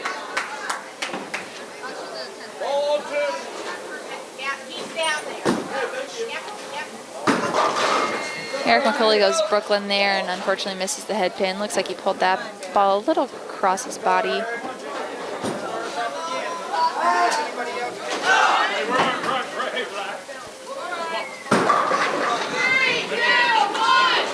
Andrea gets another one in the second ball of her 10th frame. Now the girls are on a 3-bagger. If Eric McCauley can run this down, that'd be huge for our boys, which he does. Wyatt Swank up for the 7th frame here. All pins matter right now. Red Oak just had a tough shot there on lane 6, leaving a 159, which is another strange one that you don't see too often. Wyatt Swank needs to hold on or else he's going to have a nasty lead there. Leaves a 1-3-6-9. Varsity girls finished with a 171 that game. And the Red Oak girls are just about to finish their 10th frame. They've got one more left. Red Oak unfortunately misses that. Looks like they left a 5-pin out of that 1-9 lead. Again, just a weird one.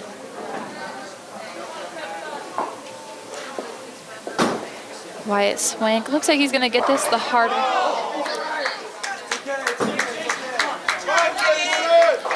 I'm getting a little stressed in my seat right now.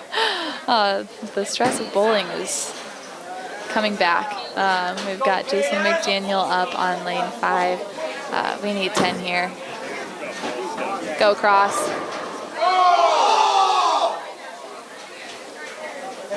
Leaves a 10-pin there. That would have been huge to have all 10 there. Red Oak's coming off 2 opens here, so they've got 4 frames to make up some more pins.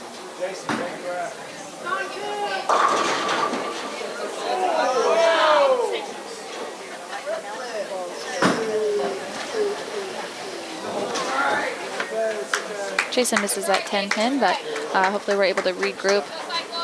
Got Caleb Ernst up on lane 5. Come on, Caleb! Varsity girls are headed into their 4th game of the night. Jake, there's a ball stuck on 6. Did you hear that? Thanks, Jake! Thanks, Jake!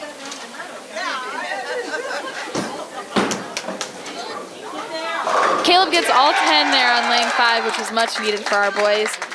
Red Oak's still waiting as we got a ball stuck on lane 6.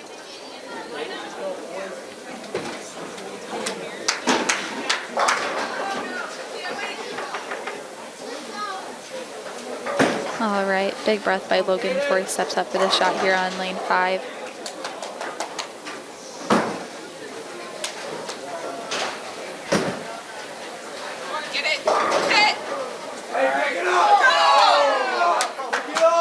All right, leaves a 10-pin there.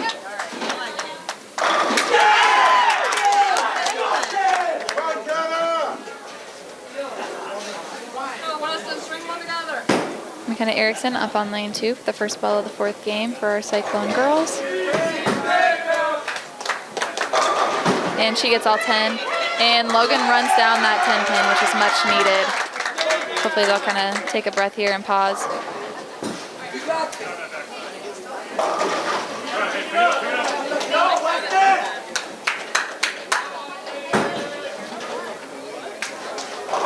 Looks like it's going to be kind of a waiting game here on 5 and 6 to see how it all finishes out. And Logan got all 10 there. Eden Raymond up on lane 2, gets a few pins out of there. Looks like she got a 2 or 3 count. Again, this angle is not too great.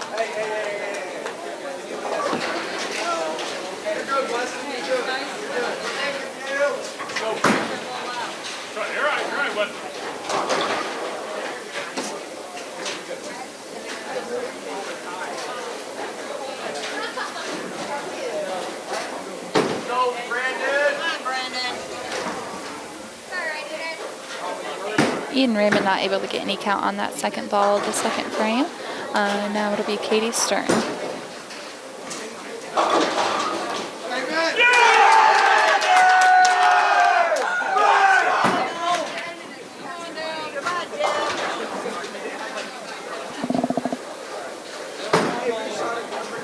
Katie Stern up on lane 2. Nice ball, leaves a 4-pin.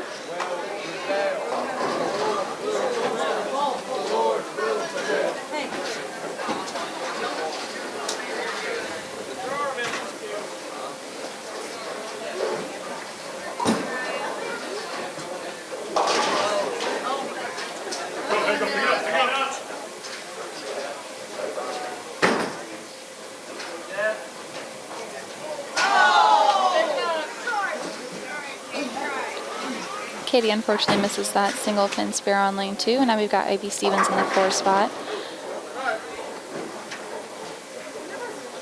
Boys' side of this is going to come down to this ball right here.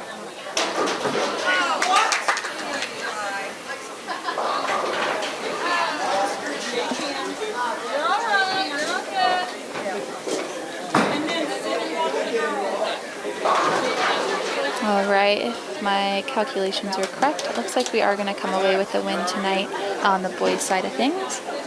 I'll wait for final scores to report all of that, though.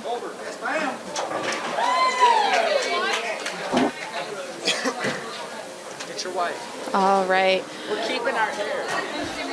Harlan boys finished with a 23-46 to Red Oaks 23-33. So congratulations to our Harlan boys on their win against Red Oak tonight.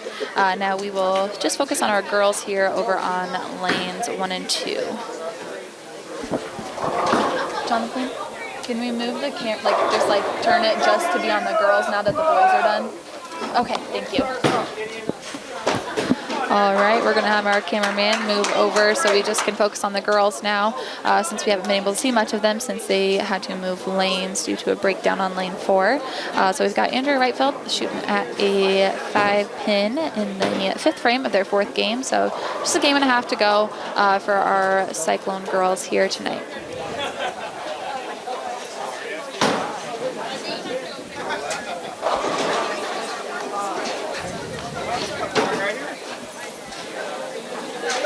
Andrea unfortunately misses that 5-pin there. Haven't had a fill since the first frame for our girls over there on lanes 1 and 2.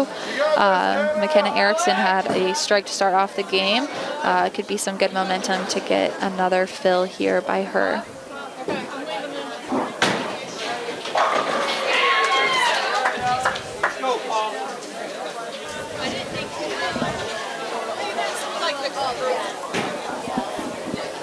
Jake.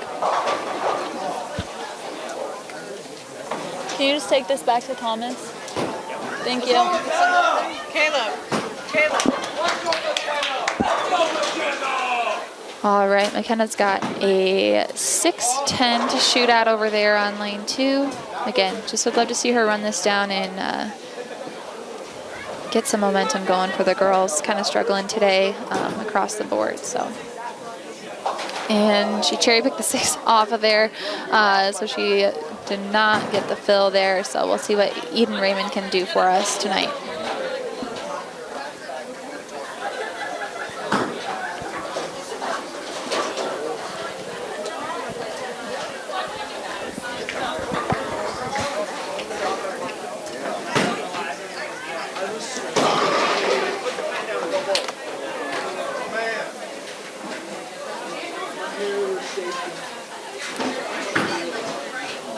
All right, Eden Raymond unfortunately unable to get count there on the first ball of her of the 7th frame.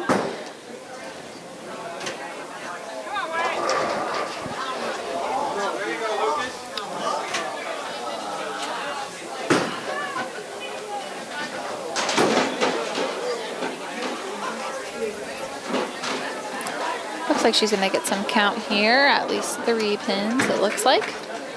So now we'll be back to Katie Stern for the 8th frame.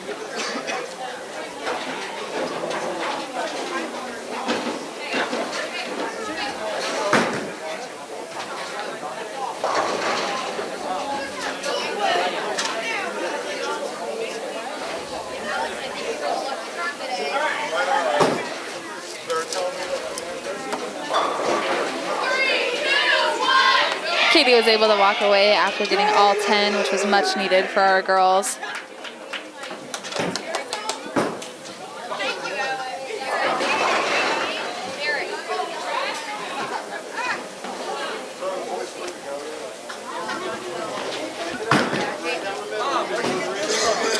Ivy Stevens up for the girls on lane 2. Gonna go Brooklyn and get a strike.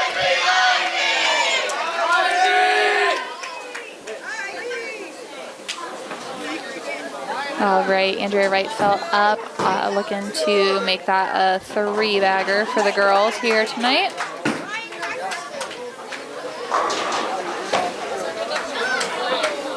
Unfortunately, that came off her hand a little quick, it looked like, and just out to the right and into the gutter.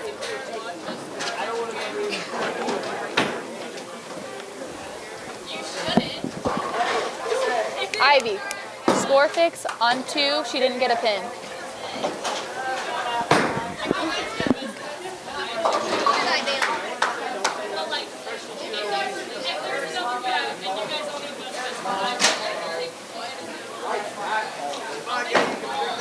All right, second ball looks a lot better. She's going to go Brooklyn and get 9.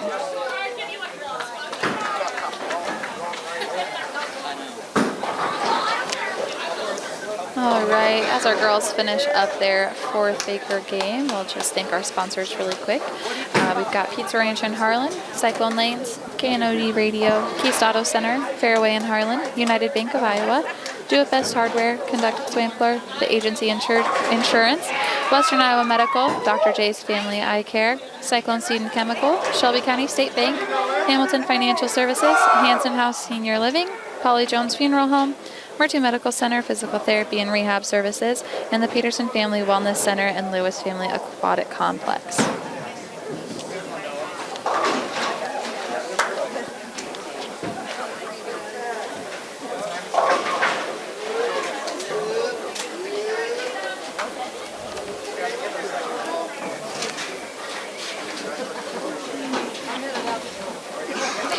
All right, our girls finished with a 102 that game.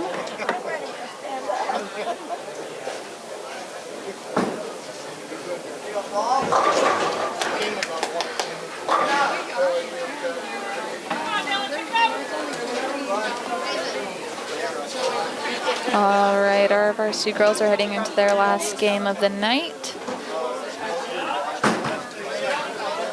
Kenna Erickson as our lead off again. Red Oak girls finished with a 111 that game.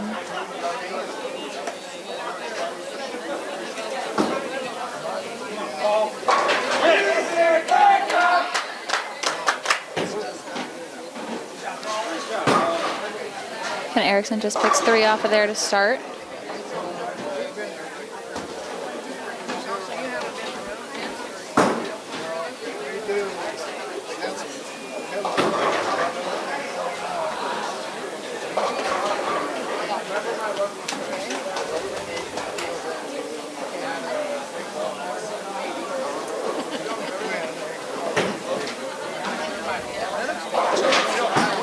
All right, McKenna wasn't able to pick her spare up, ended with an 8 count for that frame.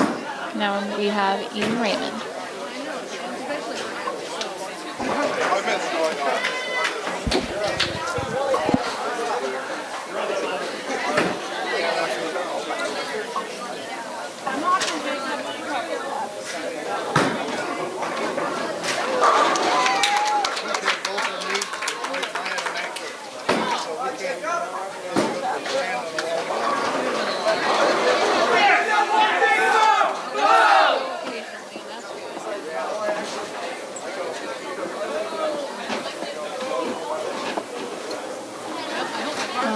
Eden Raymond left a 3-6-7 on lane 1 for our girls, so hopefully she can get the count on this at least.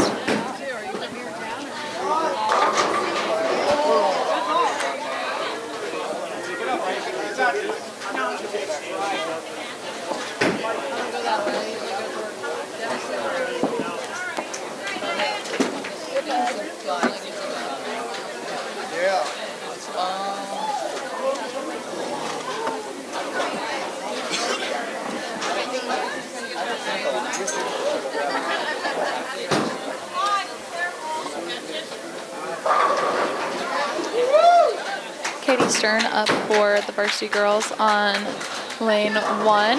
Gets a 7 count there, it looks like. Left the 1-3-6.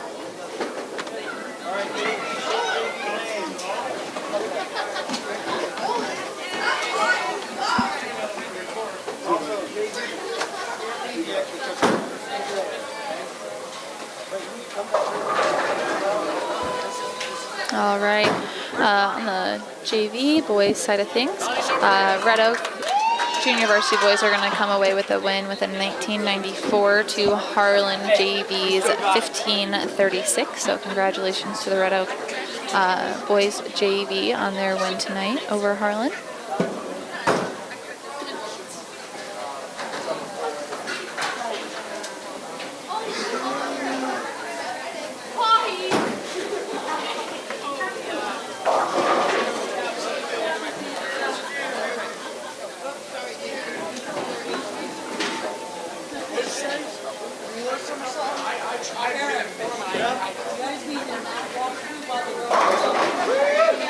All right, Andrea Wrightfeld up on lane 4 for our girls tonight. Had an 8 count, her first ball, and is going to unfortunately miss that 1-3 spare.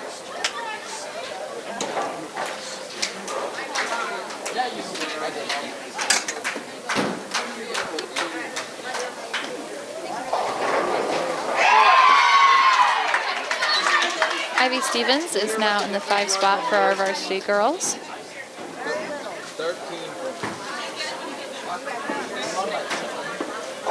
And she's going to get all 10.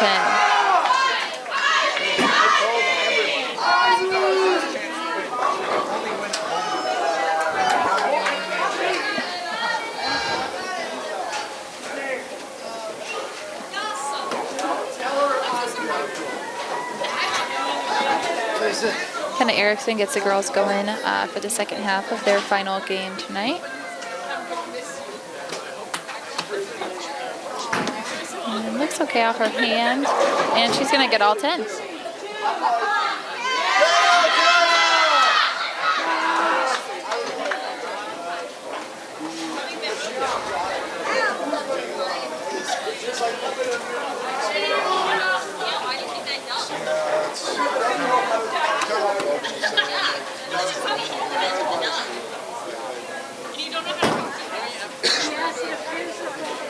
All right, we've got Eden Raymond up for our varsity girls here on lane 1.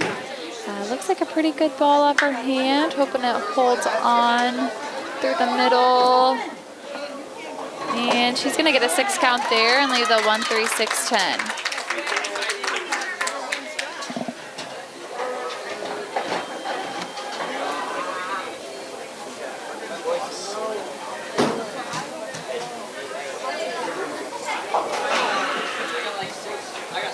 All right, Eden goes up for the second shot of her last frame of the evening and the last frame at home for the 2024-2025 season.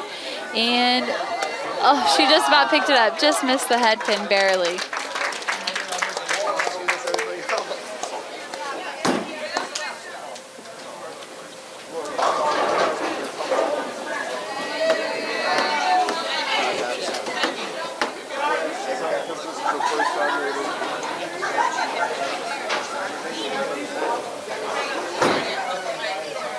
Katie Stern up for the girls. She's going to get a 9 count and leave a 10 pin up there on lane 1.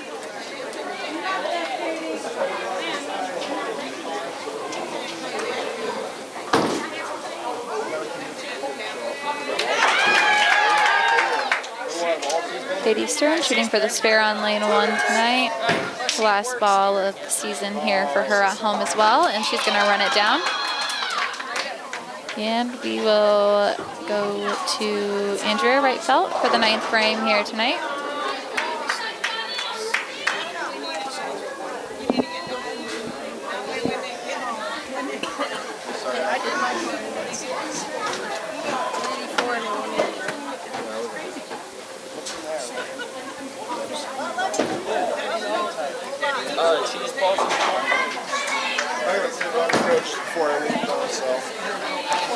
Andrea Wrightfeld ends her night with a strike for the Cyclones, which takes us to Ivy Stevens for the last frame of the night and the last home frame that she will bowl.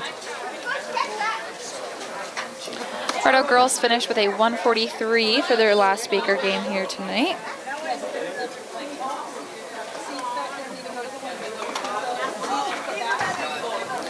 Looks like a nice ball off of Ivy's hand, and she's gonna leave a lily for her last shot at home ever, which is just a 5-7-10. All you can ask for here is to get one, maybe the 5'7" or the 5'10", but not a very makeable spare at all. I don't think I've ever seen anybody pick it up in my years. It's not an easy one.